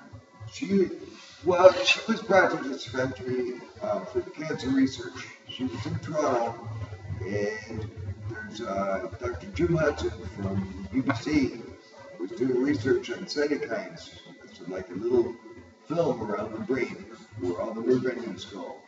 And what it was doing is Jim Hudson had found that it was like little pillows on the end of the nerve endings that sort of absorbs the pain that goes to your brain. So it sort of relieves your pain. I know that much. And so anyways, Dr. Sharma, she was magnetized because he's dealing with natural plants. She was magnetized to Jim Hudson. So she flew out here and got working with him as his assistant. And as soon as Dr. Ormy had been talking to Jim Hudson, which he was apparently his professor during schooling, about working with us and the cannabis and everything else that he was doing his research, decided that Dr. Sharma decided that she'd come here and work as a naturopath. And Dr. Ormy decided that I guess it was no longer his cup of tea. He wanted to travel and do other things. So we brought Dr. Sharma on, and she's been working with us now for, I guess, 8 years, pretty well so. And she's been with us all the time. She does all her testing. We have a gas chromatograph, it's our THC, CBD, and CBN, and everything is according to spec. It complies with Canada, complies with Vancouver Cancer Clinic. So our standards are accurate. She's the only one that's allowed to use the machine. She won't let anybody else because her name stands by this. We've opened that up for all people, all federal exempts, to come and get their cannabis tested to find out THC, CBD, and CBN. We have to ship it out for pathogenics, molds we do here. But I don't know, we're here, and actually it's good research, it's good to understand the CBDs and CBNs. Like when I first started off, I was with high CBDs, it's an outdoor strain, so I had to find something that was equivalent. And but now I've sort of got off into a 60-40, a little bit of CBN. And that sort of is a balance out for me, so I'm just working on the culture all the time. It's strengthened my brain, my mentality has come back, my vocabulary. I think I've done pretty good for myself. And like I say, there's a case study on our website about what had happened to me and my brain was free. And I realize now how life short is, or how short life is. And I just want to help other people try and give back to what I've given to this world. Try and help people that can't help themselves. When the people in wheelchairs, that's where my heart goes out. That's where I get all my money. It all comes from just giving back. Here we are, and Jason's back. Hi, better. You have fun? Yeah, it's my turn. I gotta roll. Okay. That's the move right there. That's trafficking. No, that's trafficking. I call that civil disobedience. You see, it's funny because so many legalization groups seem to think medical groups somehow don't participate in civil disobedience. Hello, we're not regulated to pass joints. We're not regulated to make extractions. We're not regulated to possess extractions. We're all subject to the same charge. The license doesn't clear us for that. So we take part in that same civil disobedience as you all do, and we see legalization on the horizon. Our attorneys do. It's not a hidden secret. I know a lot of people are talking about it now. 18 months ago, I was saying the same thing. This is one step to legalization. The MMPR is nothing more than the old narcotics control regulations doctored up. And when you look at that, you can see the easy, and they moved it in with tobacco. Now, if you look at how tobacco is distributed, how it's cultivated, how it's controlled, it's all the same as the MMPR. And they moved the MMPR in with tobacco. Hello, friends, just open your eyes, clean your lungs, look around, read what the hell is going on, and look at the federal documents. They're posturing to not only take the gardens from patients, but to legalize in this country, in my own opinion, in a model in which you will not be able to grow your own plants. You will be able to purchase it from a said store. And that's fine for those that are okay with purchasing from stores. But I think that from the medical patients alone, the statistical value speaks. Even at present day, 36,000 of the 38,000 licensees in this country choose to grow. Even under threat of having to shut their rooms down, they have not given up or revoked their permits based on our federal stats from December. So that's something I'm very proud of. And you know what? Don't shut nothing down. I believe that there is a point when you're, as an activist, where you need to make your own decision. And right now, there's a government policy that's being challenged before the courts. And I don't believe, even if the federal injunction isn't one, the reality is in this country, only 20% of federal injunctions are one. That's why, thank God, 25 other ones were stayed, because they couldn't have affected ours. We've done our homework. We spent $100,000 to do our goddamn injunction.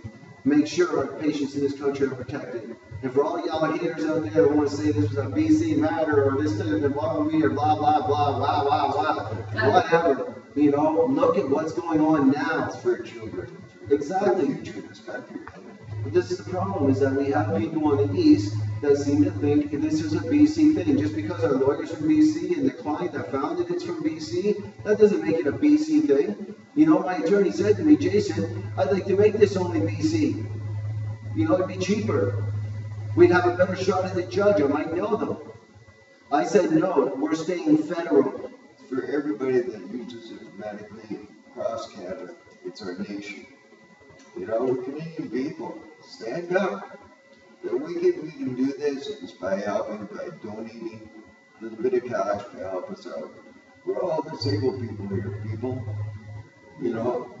I know that, no, that's another thing. The reason I put this out there is because you hear the chatter, and now you see people whining about their matters being stayed. You know, we warned you. Yeah. You know, I'm warning you now. You can't sue the government for a federal policy change. So when your matters get stayed, go ahead and freaking bitch. But you don't say you weren't warned. Yeah. We warned you before. When we dropped our own matter to sue the federal government for damages, because we understand, man, we all put a lot of money into time, research, studying the genetic profiles, making our own genetics, genetic sequencing, stuff the government's not even looking at. They're looking at just standardized and freaking tax and control. Let's just throw the patients under the bus, and they don't know nothing about our plant by their own admission. I think there's a lot more that needs to be discovered, and I believe that through discovery in the trial, we're going to learn a lot. I'm very interested in Tuesday, and we're stoked. I encourage anybody in Vancouver Courthouse, downtown, anyone in Lower Mainland who can make it, come and show your support, because this is a history-making case. Nobody has restrained the federal government and then put them on trial before a law was passed. We're making history. We haven't got all dressed up, literally dressed up for nothing. We've done this, we've got our shirts, we've got our logos, we've got custom glass being made, we've got custom maintainers, we've got collective action. And the sooner this, these are all by donation too, by the way. these are all by donation, by the way. So there you go. $40. Yes, $40 by donation, and you can have a shirt by the coalition mailed out to you. And of course, we've shown the back. We'll be putting a formal post out there. But I think it's important for people across the country to understand just how much this implies to everybody. Thanks. I know it's blueberry, but wake up. So it does apply to everybody across the country, always has, never been just a BC matter. At one time, it was indeed, Plan B was to sue the federal government for damages if we fail at our injunction. But we've changed that because you cannot sue. Get that through your heads, my friends, please, before you spend any more money on these paid-to-promise lawyers. I don't appreciate them basically pondering off of fucking medical patients and basically canvassing us like we're a bunch of retards. That's just not right. As a collective, our bodies, our minds, our attorneys, we can collectively repel bad policy, even bad fucking attorneys that are trying to troll to get free money off of medical patients who are stressed. Indeed, we're stressed, and unfortunately, we can't be compensated for damages. I guess we got 2 minutes here. I don't know if you guys want the show to keep going. If you do, I'll see when I can fire this back up. Or we can sign off for the day. You know, I'm just really glad that there's so many people that believes in the same things we do. We just gotta pull it more together. Do we have any feedback on shutting down the showdown? You guys want to shut it down or keep going? People are just saying, some people are saying the sound, I said, we know the sound, we got it. Michael's saying, at least we can hear, that's not perfect. Okay, well, listen, we're gonna log back on in about 10 minutes, and we'll try the show again for another 20 minutes, and we'll go from there. In the meantime, I'm gonna roll some more weed, and we'll see you then.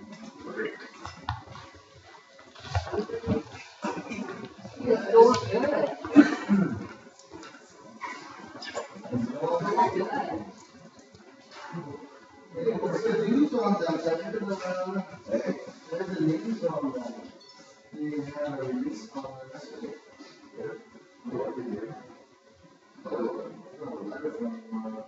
Did you get a letter? From the doctor that said the release I don't know, did you get a letter yourself? No. Until you guys know who you I know about the threat, we know about the threat, but it's a defined threat, right? You get a letter that says we send you to line for the I see, yes. They can't force our officers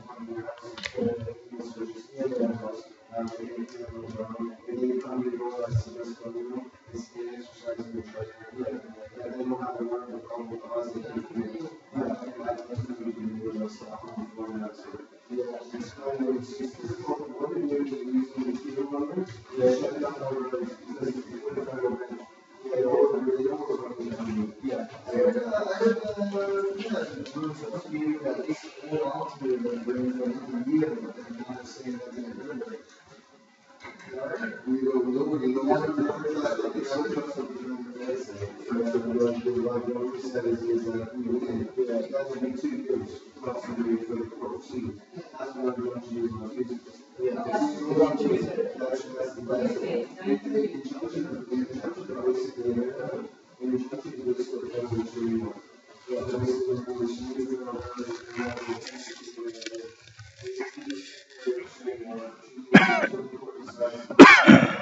Hello. so for sure, all the 18th is the Motion here.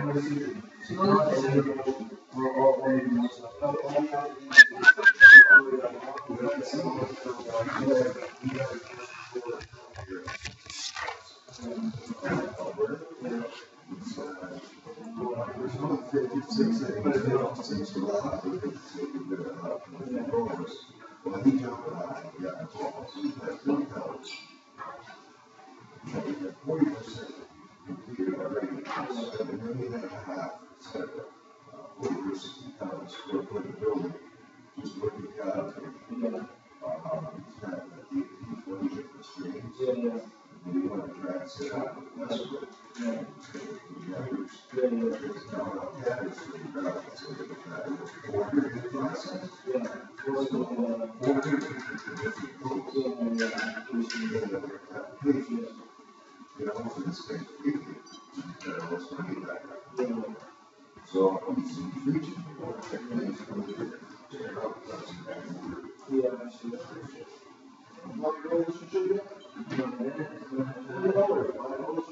There you go.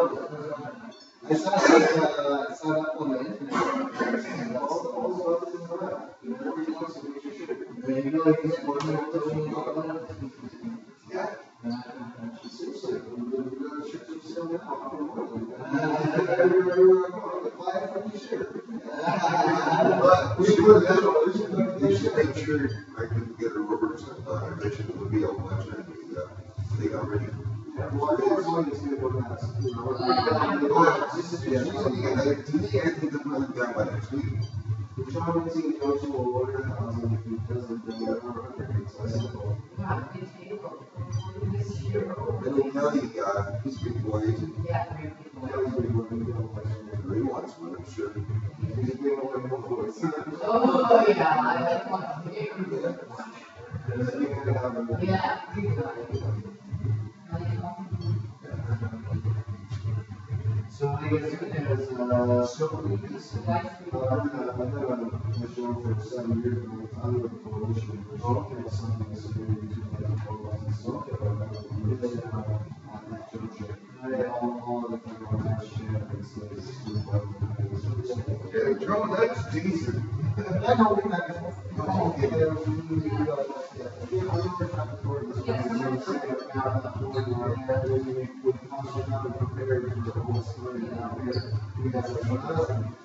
everyone's just waiting here. So, well, second, we got there's no well, what you can see is that we're just working on the forest. We're doing the opposite. They're just use from PS or the say, everybody's the forest. And that's it. Yeah, I took us under the bus. Let's say I came up with once the door files, they came back up. Yeah, so go ahead and trust us. So I think that was a big statement. And that's why I told you, I really do that. People that you understand. And even now, we should go and, we owe more. But we owe everything. Yeah, exactly. People are going to house, I guess, this is cool. Yeah, so we're changing the change. Well, I'm talking to home, his name is really huge, technically his reputation, which is so simple for him, because this will be dissolved. This is closer to a lawyer, so they're really, know all the people, most of these cases, the name, what was part of, that was what we were trying to do. we already in college, our principals, that we're going to be like, because we keep back up. Yeah. And the one that we're well funded, as you know, this is sandwich. Yeah. They have 20 cases of this, for applications. Yeah. We know that. Biggest part is getting the water in front of the judge. They don't like COVID. Yeah. Yeah. There's a shit like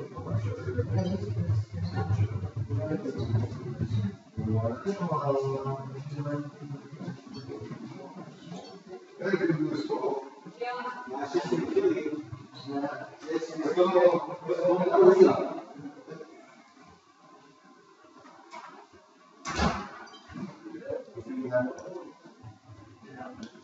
Do we go live? Because we're gonna lose them otherwise. You're gonna wanna go live right away again. If it's a new link, you don't wanna keep it Paul, wait till Paul's back. Nothing's changed. I'm already on Paul's Facebook. I'm talking with people there. Okay, I'm just saying, because I can put that in the end to try and see. Yeah, the same link will never change. It will always be there. See, that's the good, if we want to That's right.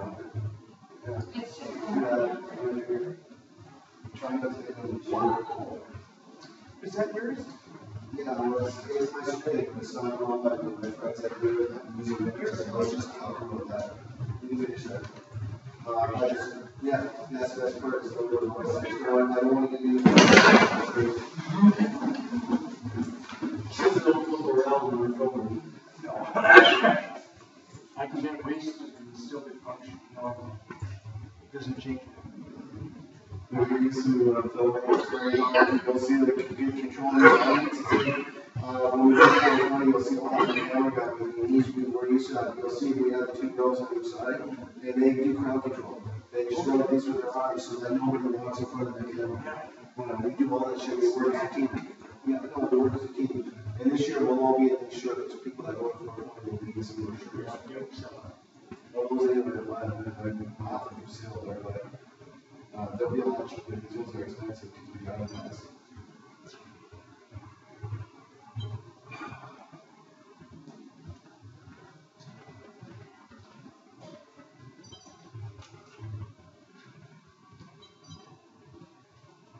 Why do you set it over?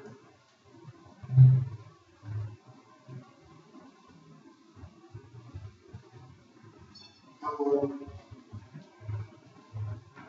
Hello? Ready? When you are. We're going to talk about the other 10 minutes.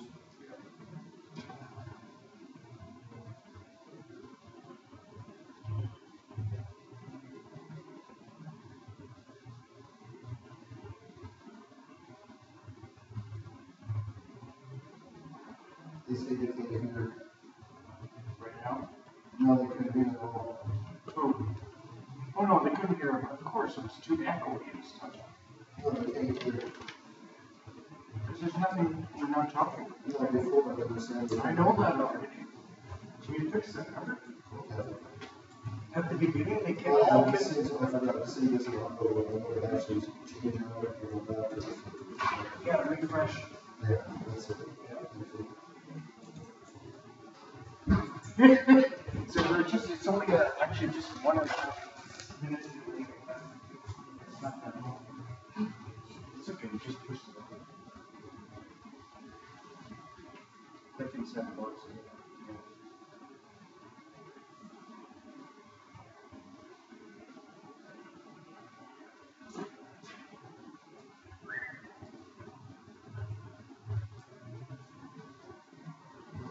But there's still really nobody's left.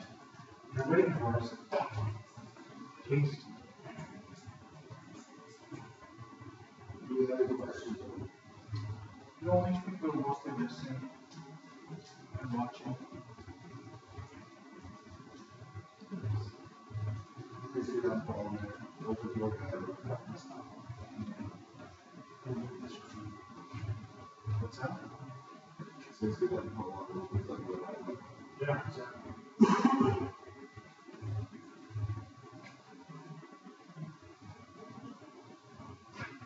It's still streaming. Well, we're 10 minutes over from what we projected.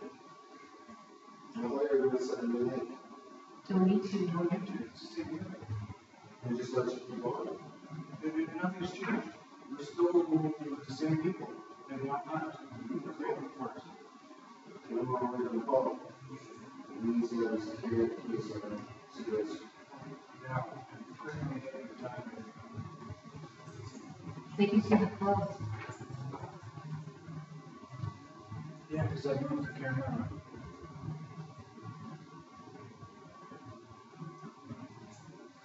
Tell them the cops are down here. Where's your beer? No, BCP.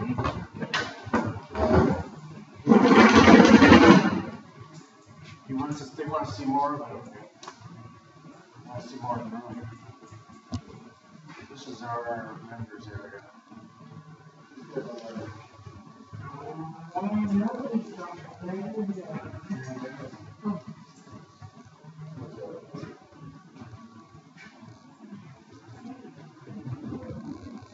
Sorry.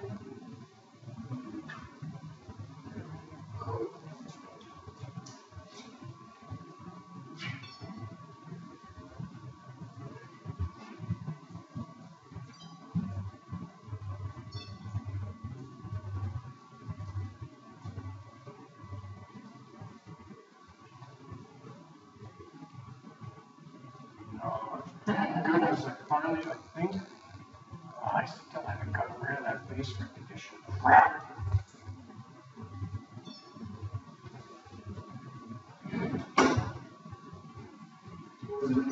There you go, everybody sees us.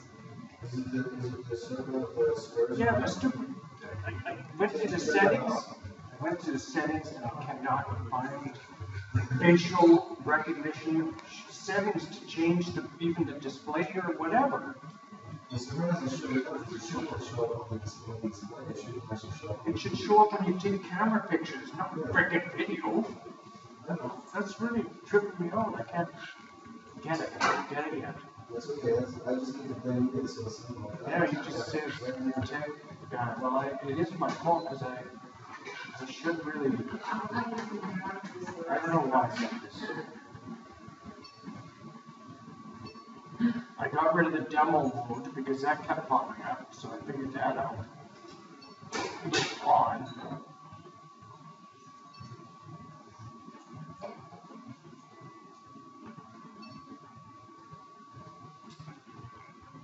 There's no say that they remove it.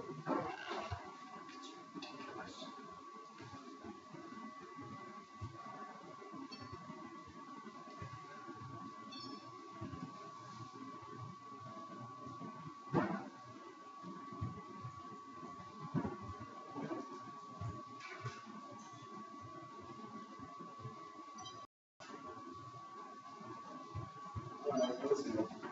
I guess some business people is good. What the hell is it called?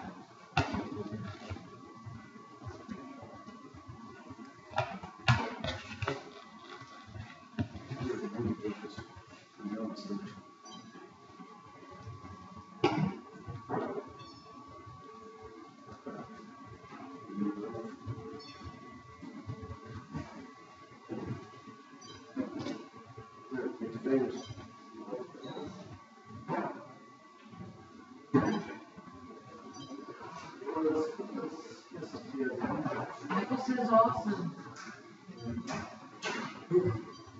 Ask Michael if he knows how to shut off the face recognition. When you guys are live. Nice shirts. Shirts are freaking awesome. Check out the back. Yeah, they're nice. They're beautiful. Well done. Representing, that's what that is for, so we Yeah. represent. Yeah, we're live. You're live on YouTube right now. Hey, that close, just go. You gonna keep hiding over there, you grabbing your coffee? What kind do you want? That's it, you grab it, got it. You said I didn't wait. I got Bob. Well, I'm breaking my rules. Whatever. No, we're live. Audience wants to hear more from you. Guys, we're going to be like, wants to hear more from you. Okay. Sure.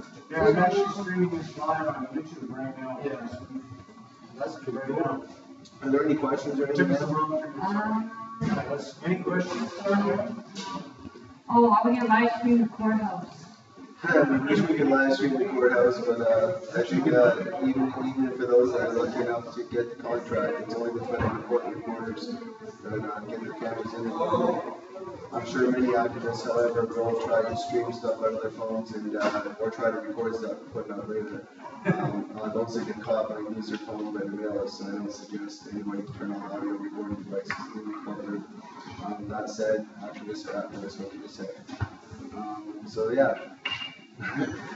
And that's important to know. Well, it is a hearing that again, there will be no witnesses, there will be nobody up on the stand to listen to, so you'll be able to listen to all the stuff that we've read, all the stuff we're talking about today, fire, the mold, cancers, doesn't exist. And should they remove 36,000 permits based on the 2010 police chief's report and you know what Todd Kane and Janine Machette decided that they want to say about you know policy and procedure in this country? I certainly don't think two people can see that wide scope of what's going on, and I think there's a lot of federal oversight, even the ordering in itself. It's almost forcing patients to be on a prescription that's less, simply because they have to pay shipping and handling 5 times. Like in my case, I had a 25 pound prescription. Not only do I break the law by making extractions, but then I also break the law, or I have to, if I do choose to order from them, I have to order 5 times. And I should note that there are people that think that the MMPR is solely gamma process. Well, that's simply not the case. They're not solely gamma process. I told everybody in 2012, December 15th, Google it, look it up. I told everybody back then, they amended the FDA so that they didn't have to give a DIN number, but they could still grow it, okay, without gamma processing. However, they have to follow again stringent thing, but there are LPs that are going to be growing that way. So before everybody jumps on that bandwagon, it's only the bigger ones that I believe are your future wholesale cannabis, like Brett Settle's locations, Canada and Prairie Classes Incorporated, both owned by Brett Settle. And he of course has been doing the gamma processing. The company from Switzerland, they're serving gamma processing. They've been doing it over there for years. That's the product that's coming in. And of course, the federal government's contingency plan for all of us is to simply have us use the federal government supply that's been sold from Prairie Processing. I believe it's 350 kilos that they have as a contingency plan to sell to us, and that's plan B. So it's interesting to have stuff like that. It's interesting to read that stuff, and it's also frustrating as a medical user to know that at the end of the day, I know how people statistically have stood up. We've heard the people online that represent a very small fraction of the total 38,000. But that said, the statistical data on Health Canada's website that 36,000 people grow out of the 38,000 or choose to, that in itself is a statistic that matters. And I think we need to understand that and focus on that. Yeah. We have another question. What can I do to help from Alberta? Contact Tamara Cartwright. She's our on our website. You can go to www.mmprcoalitionagainstrepeal.com and click on the team tab. On the team tab, you can see on the list of all of our national reps. It'll have a list of everybody in the respective provinces. And that's one way to get involved. And as well, if you sign up as a volunteer on our website, our volunteer coordinator, Jen, she'll get back to you. And we've got over 150 volunteers across the country. We're just now networking people together. And it's a process of collective action, and we're just trying to really get all that in motion for 2014. We have raised, like in 4 months, we've raised like $25,000. That's a really good amount of money with a few concerts, an auction, some glassware, and PayPal. I think we've done a really good job. And I think we've proven that over the next 2 years, we can actually fund this $250,000 case for Mr. Conroy and actually secure our constitutional right to reasonable access to include guards in this country for medical patients now and for our kids later, because it's a constitutional decision. So I think that that's important.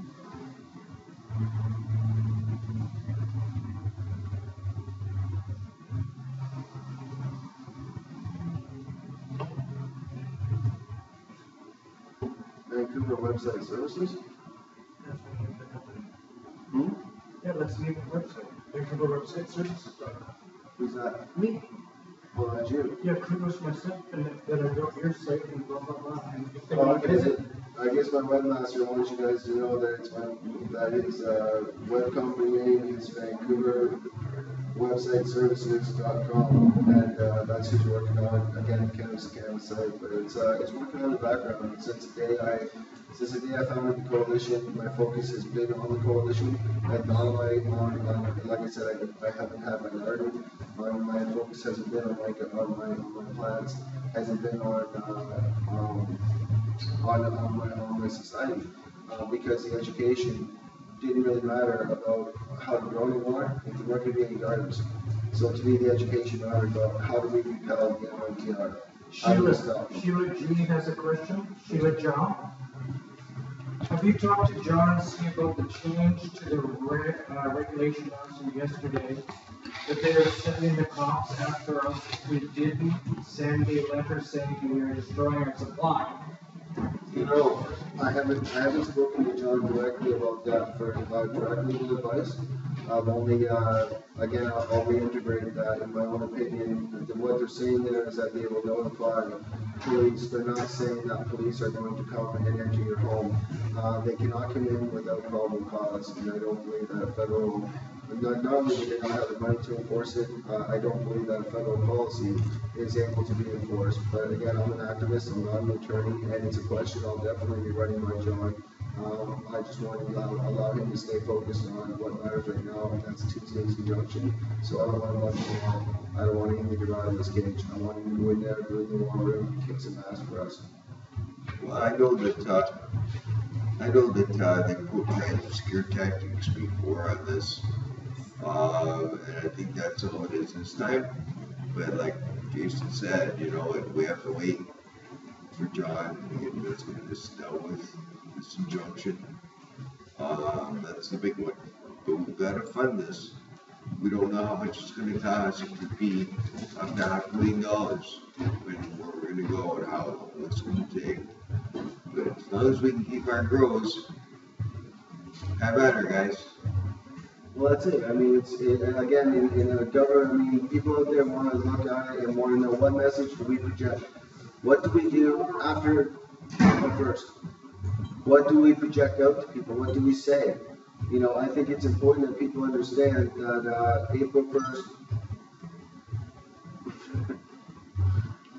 that April 1st, no matter what, the MMPR comes into full force. The message to get out to your patients and to your friends is to let them know that no matter what, the MMPR becomes full force. And the decision around our injunction will come on or before March 31st. Until then, none of us have any other answers. You know, all we can do is plan for what is plan B? Well, I don't believe a single officer is going to show up at anybody's door other than big mouths like me that sue the government. You know, they're not just going to show up at General Joe Blow's patient that's just growing their medicine. Okay, you're not connected, you're not doing anything stupid. I mean, the anecdotal cases I read really do not represent anything, certainly not me, my friends, or anybody else.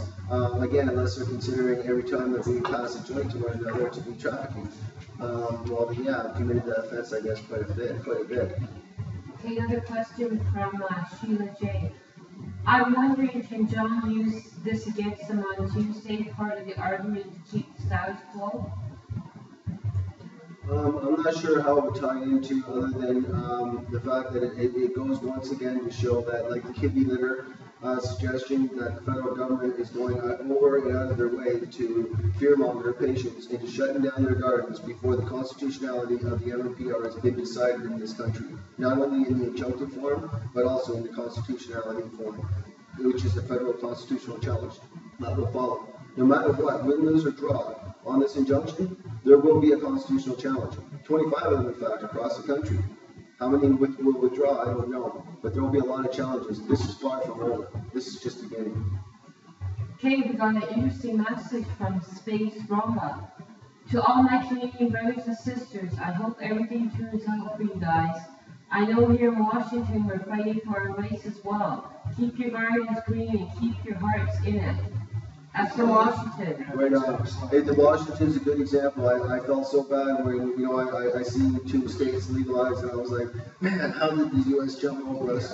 But then I heard about Yeah, well, my company that I'm sponsored by, Green Planet Nutrients, they're in the United States as well. So of course, legalization, well, the sales almost tripled in Washington and in Colorado in the first couple of weeks, because a lot of people really thought that legalization meant the plant was free. And legalization without definition means nothing. You need to have that platform. This is why I really was set up to fail, because all these people now, they get 2 states down there that have legalized it.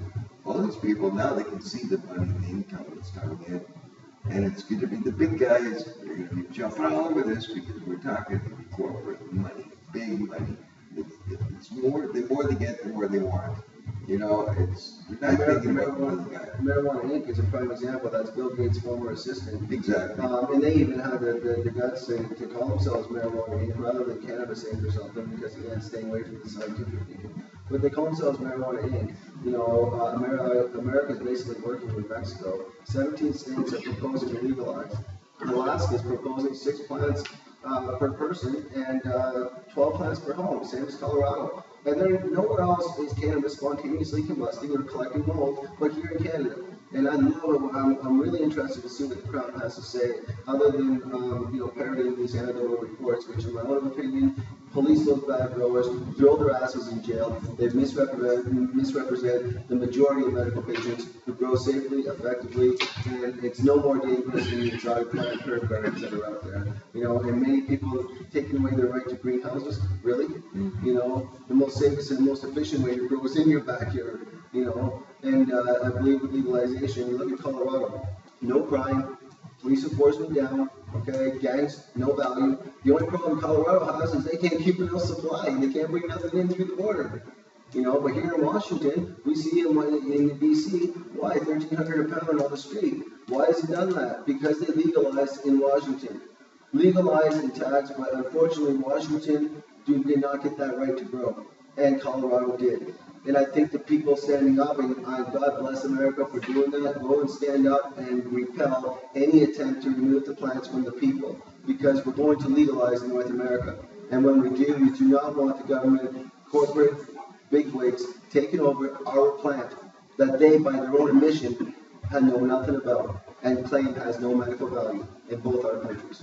Thank you. And you know, this is what gets to me too, Jason, is the fact that they say there's not enough research on it, but meanwhile they can talk about all the different cannabinoids that they found.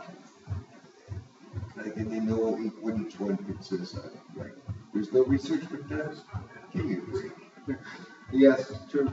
I was in the federal documents, I was amazed again at the full cannabinoid spectrum being discussed, all the different applications, mainly by extraction. Then when I watched CNN, this is the hypocrisy in all this. You go watch, it's, by the way, Sanjay Gupta, for those who don't know, he was nominated to be the Attorney General of the United States. That's the biggest doctor in the freaking country. Now this guy goes on and says, oh, by the way, extractions work to stop seizures? Okay, yes. But in this country, we're being told we can't do it or it's a criminal offense. Even if we order from a goddamn licensed producer. We still can't make it. Even if my daughter started having seizures and I wanted to reverse them, I gotta break the law to look after my kid. Not to mention how the government already, even in their documents, are very suggestive in their nature around gardens and kids. Now, in my own case, I have a custody matter in which the judge, of course, my ex and her attorney, used the fact that I was a grower and that I was a medical user, and whether I can be a good father. And the judge, I think I was very lucky in having a very good judge. He looked at one thing in that what mattered: my daughter's school records, her attendance, the teacher's reports, and not listening to anything else other than that. The federal license, like he said, was of no force and effect in rendering a decision around whether I could be a good father. Equally, I believe that fire, mold, and gangsters are no force and effect in relation to whether we're going to be able to keep cultivating in this country. But I hope that the judge agrees. I just hope, like, we have a Canadian Constitution, and I know that these judges, they signed an oath, to serve the Canadian people under the Constitution. So I don't know what's going to happen if they don't side with us, because we are following our Constitution. I just gotta wait for Tuesday. Well, on that note, I mean, the Americans that are on the show watching, it's important because we are in this together. And since the DEA, for whatever reason, was involved in our program, because I think it had to do with the amending of the treaty, so that U.S. companies could sell to us, and vice versa. This is part of that big posturing I'm talking about. It don't matter if you're medical, recreational, the government loves it when they divide that voice. I believe we should be a collective voice because there's one thing that we need to ask ourselves. What legalization did you fight for? The legalization that says you can't smoke in public, that you can't share with a friend, or that you can't have plants?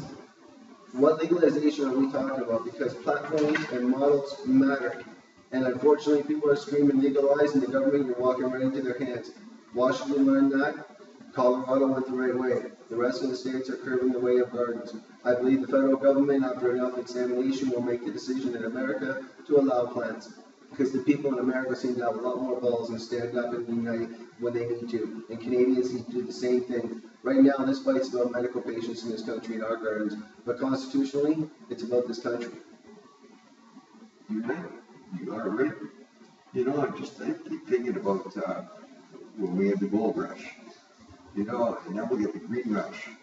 You know, and it's a simple little herb, you know, that God just kept there for us to all use. You know, you got an element. You know, I spoke to Dr. Sharma and Dr. Paul Wormy. They're talking about, you know, when you take a pharmaceutical, you know, it's basically synthetic, and you make it, it's made with chalk.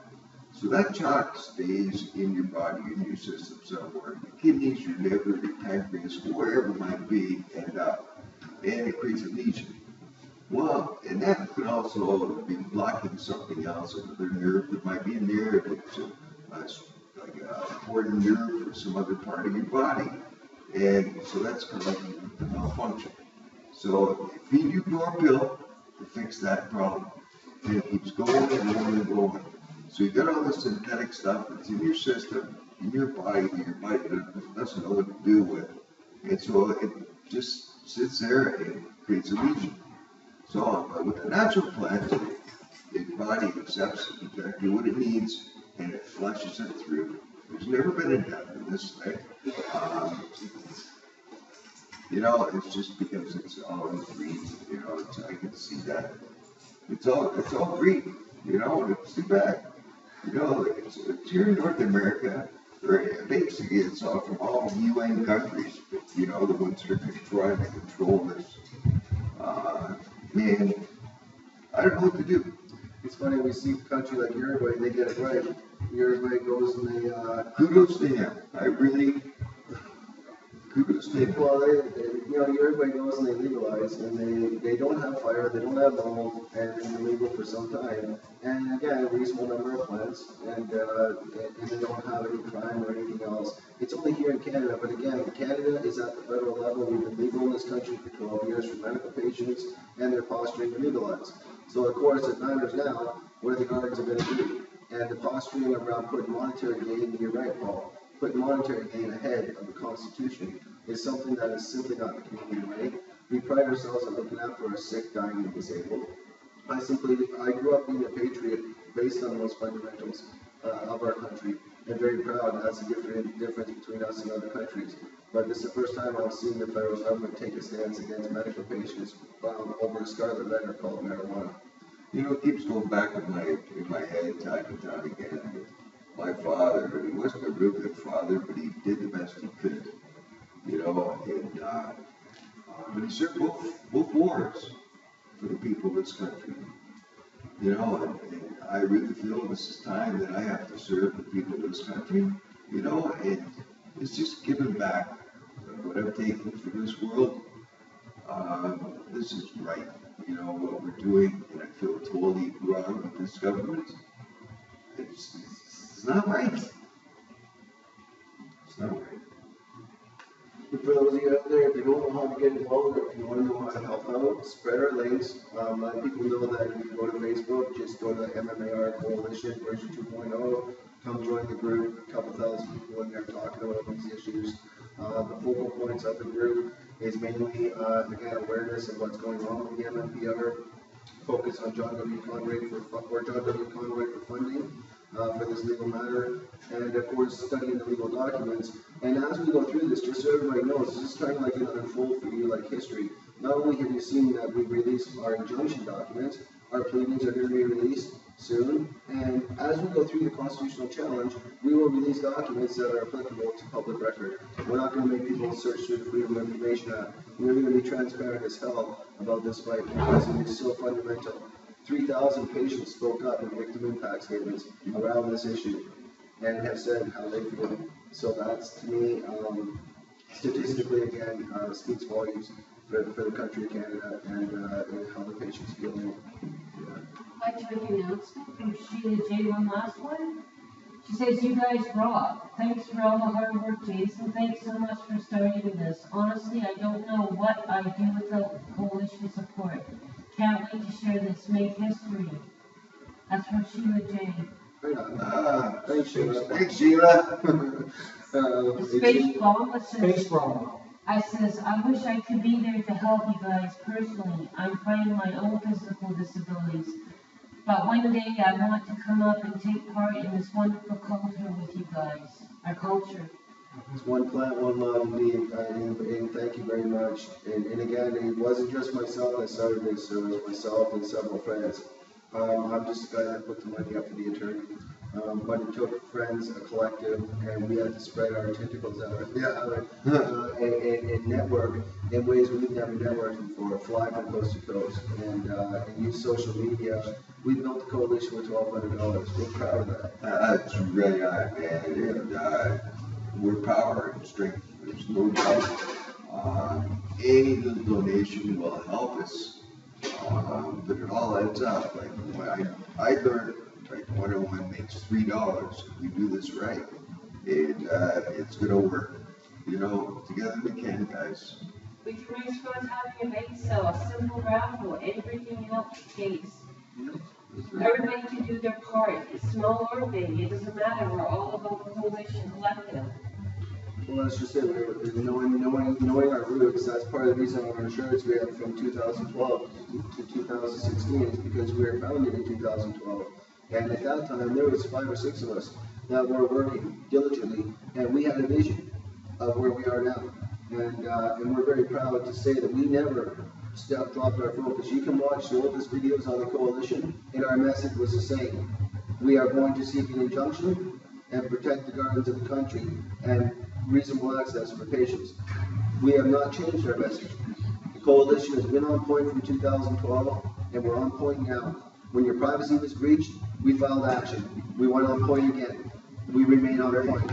I am freaking proud of this because we are an army of medical patients on a federal level from coast to coast, and I just can't wait for more representatives to come forward as our volunteers can network, as people sign up, and we can actually build this collective when people understand the true nature of what we are. Unfortunately, there's a lot of disinformation. We're here for everybody.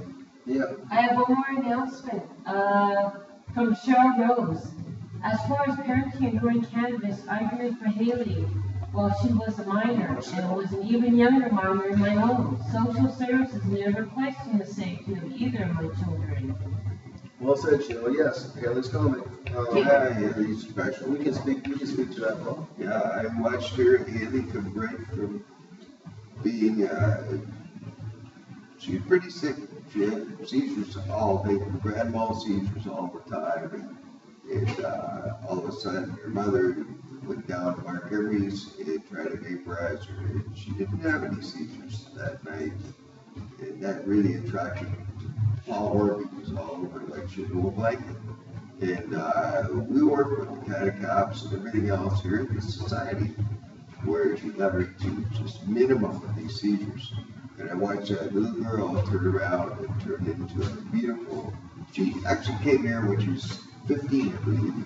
And when she left, she was 16, 17 almost, and she was a 17-year-old girl. Happy, cheerful, playful, just a great kid. Yeah, she's really turned out nice, and that's just with cannabis. I think that's another good example of activism in BC and parents willing to take a stand and just showing the broad spectrum of, again, not only cannabinoids, but of ages that this can answer. The federal government's like saying that somehow this doesn't apply to children, that it's going to cause brain damage. It's saving children's lives. And Haley's another example. And Cheryl's story is huge. And Cheryl's support. That's our Charlotte's Web here. Yep. Yeah, that exactly. It's our Charlotte's Web here. It's and again, it's that front line. It's no different than the courts me going forward with the grower thing. Every activist takes their stand, and Cheryl's definitely taken her stand in her daughter and made history in that regard. Absolutely, and that's something that needs to be noted. And unfortunately, there's a lot of parents out there that are getting scare tactics. They're being told CAS is coming down on, oh, the MCFD is going to come down. I say bring them. You know, as a collective, we have attorneys. As a collective, we know what's right from wrong. And you have to ask yourself, as a parent, are you doing something wrong to your child? Are you abusing your child? Are you neglecting your child as a result of your cannabis use?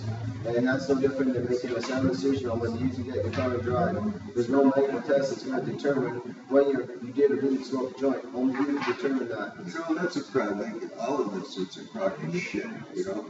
As far as I'm concerned, because like, if it was my daughter or my son, just like Cheryl, I would do everything in the world for my daughter, you know? And so you smoke a little bit of pot, or you know, you grow a little bit of weed. Like, who gives a shit? You know, if you're gonna save someone's life, have at it. You know, like that's what looking at you, for Christ's sakes. Well, again, that goes back to our ethics, our Constitution, our Charter of Rights and Freedoms. Like, again, our Constitution is our Charter of Rights and Freedoms. Right. People need to understand that this is about ethics, and it's always been. We started this because it wasn't just about the gardens. It was about the reasonable access to medicine. And we don't want a licensed producer mail order system that is out of price range. There is a lot of reasons why this is unethical, and it's a forced policy. And it's something that patients have repelled. We repelled it when it was called Prairie Plants Systems Incorporated in 2005. They claimed that they were serving in 2001. They were maybe doing research, but they weren't serving. They weren't serving until I think 2005. But Prairie Plant Systems is a prime example of somebody that failed. On the 2005 Canadian Society National Committee, I served on that national committee. That's kind of where I got the idea for the National Steering Committee for the Coalition. And I served on that committee for 18 months with Professor Alan Young and various other people like Philippe Lucas and Real Kaplan, very good activists, you know, well established. And we were there, and I heard about the one strain from Canada or from Prairie Plant Systems. I didn't know what gamma processing was at the time.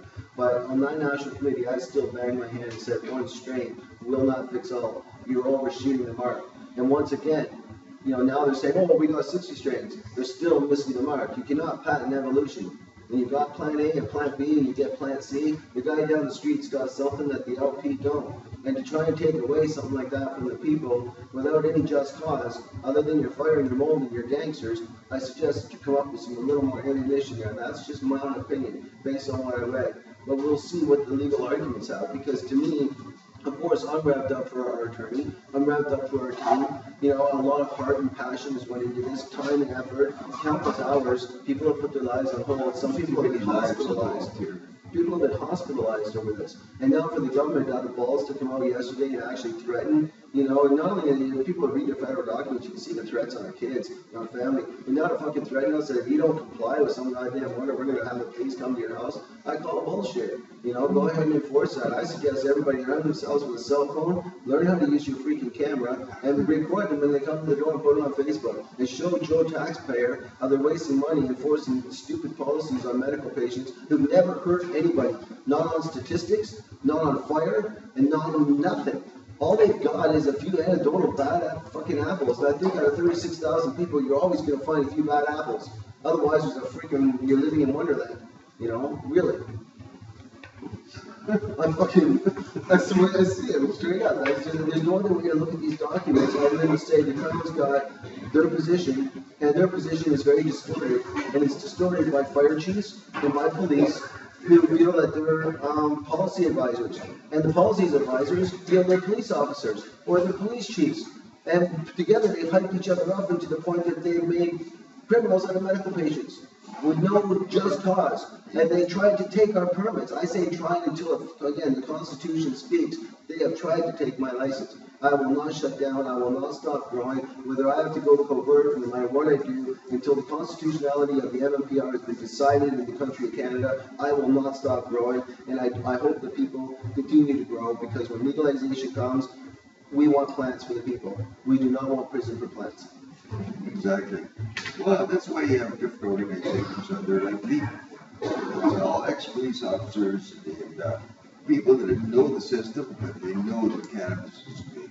You know, like it's harm reduction at its finest. It really is. You know, like we've got alcoholics that come here that you know have started using cannabis and they don't drink anymore. You know, their lives have all come back. We've had crack addicts come here. We've got them off their crack and heroin, methadone, and all this kind of stuff. You know, and they're actually going through withdrawals with having no withdrawals using the capsules. It's all cannabis. Like, it's harm reduction at its finest. It really is. On the note of harm reduction too, this is a big thing, is that there's a lot of clubs, like again, the mayor of Vancouver has come out and, you know, not with a formal proclamation, again, come out and stated that he is not planning to enforce after April 1st any sort of shutdown of the various clubs in Vancouver. And this is in clubs, dispensaries. This is important because of the fact that not only are there the licensed medical patients, there are so many patients who can only get a prescription, but the doctors didn't want to comply with the Federal Licensing Act just because it's written, it's a policy that they don't agree with. Again, doctors are the gatekeepers to a drug that's not in their books. So the doctors who do break the law, we should be saying thank you, because really they're prescribing to a drug that they can't reference. They can't look in a book and say this much cannabis sativa or this much fucking indica, you know, at this many fucking NGLs or whatever is fucking applicable to you. They can't reference that. Any other drug they can. That's called pharmacopoeia. Because the motherfuckers took it out in 1942. It was part of reefer madness, just like the word marijuana. Whenever we use it, we use weed, marijuana, we're falling right into reefer madness. That's just left over. Cannabis is the name of our drug. Okay, that is the medicinal name for what cannabis is. And that's it. Marijuana is part of reefer madness, nothing less.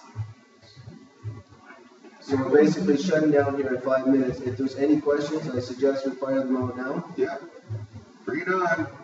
I'm just gonna say, I don't even have gathering withdrawals. I just come here and say, you have the 2 gamblers. Yeah, 2 gamblers.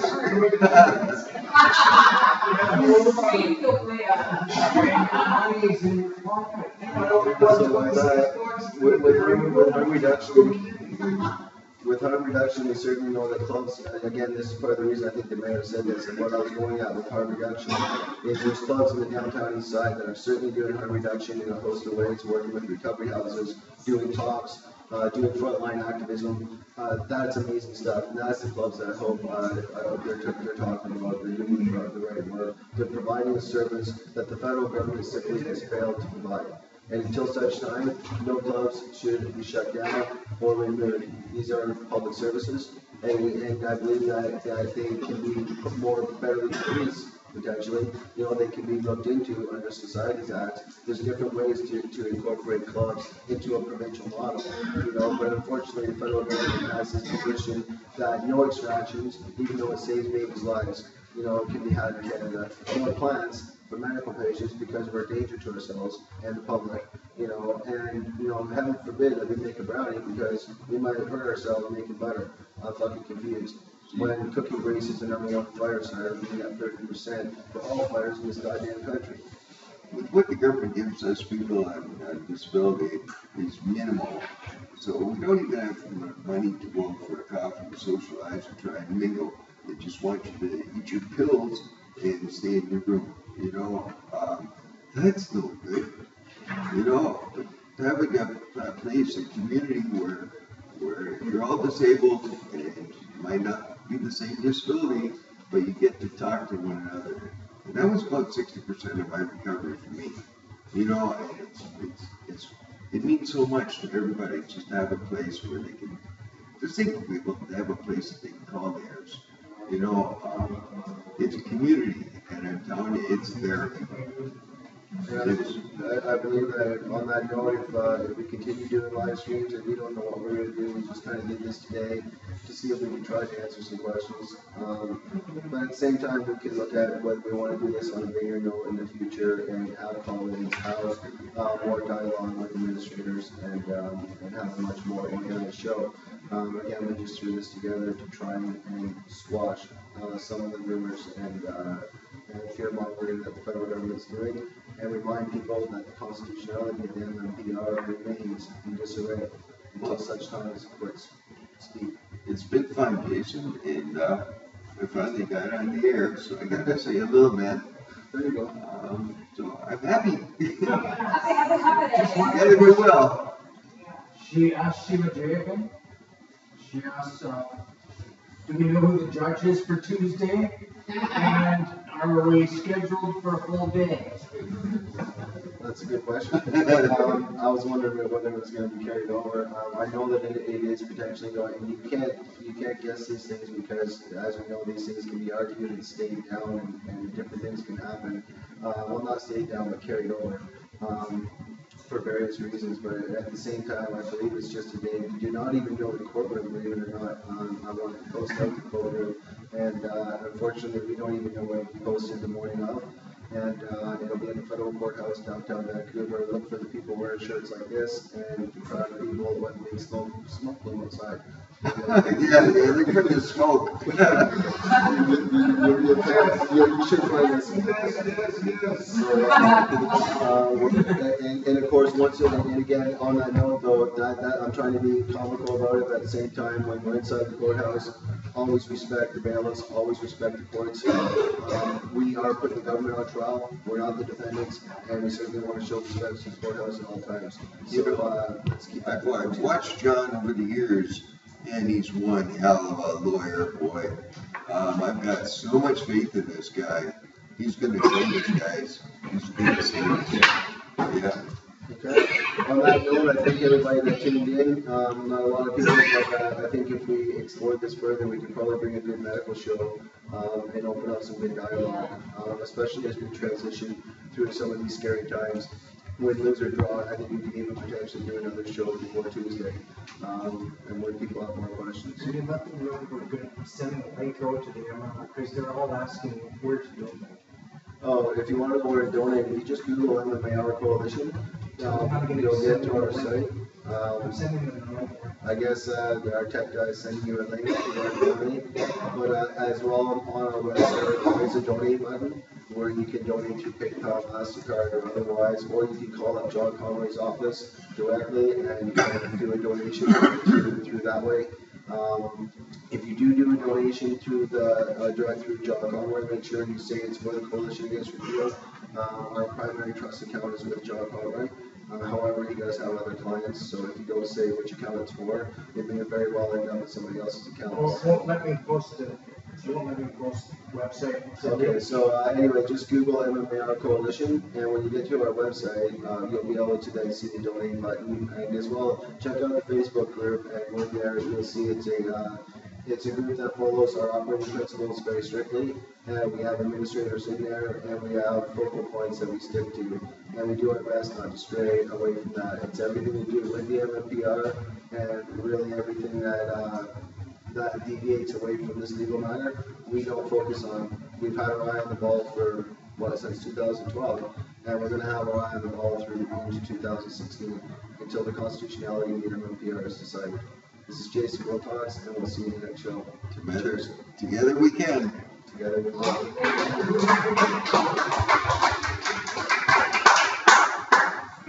That was awesome. Great job. Yeah, that was good. And that was our first one.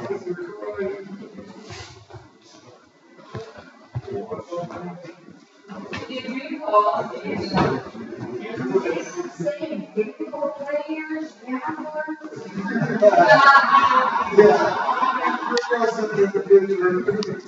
Cannabis, yeah. No, but they said the other addictions, alcoholism and pot, heroin,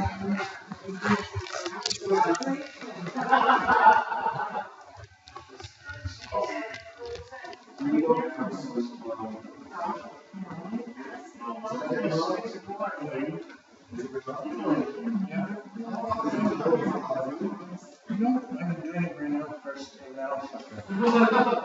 Why, do you want to talk?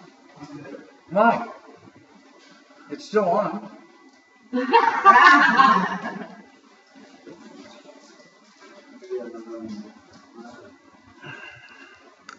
Stop streaming now. Yes. Stop streaming at 50. I want to do it at 50 exactly. No, it's good now. Fuck it.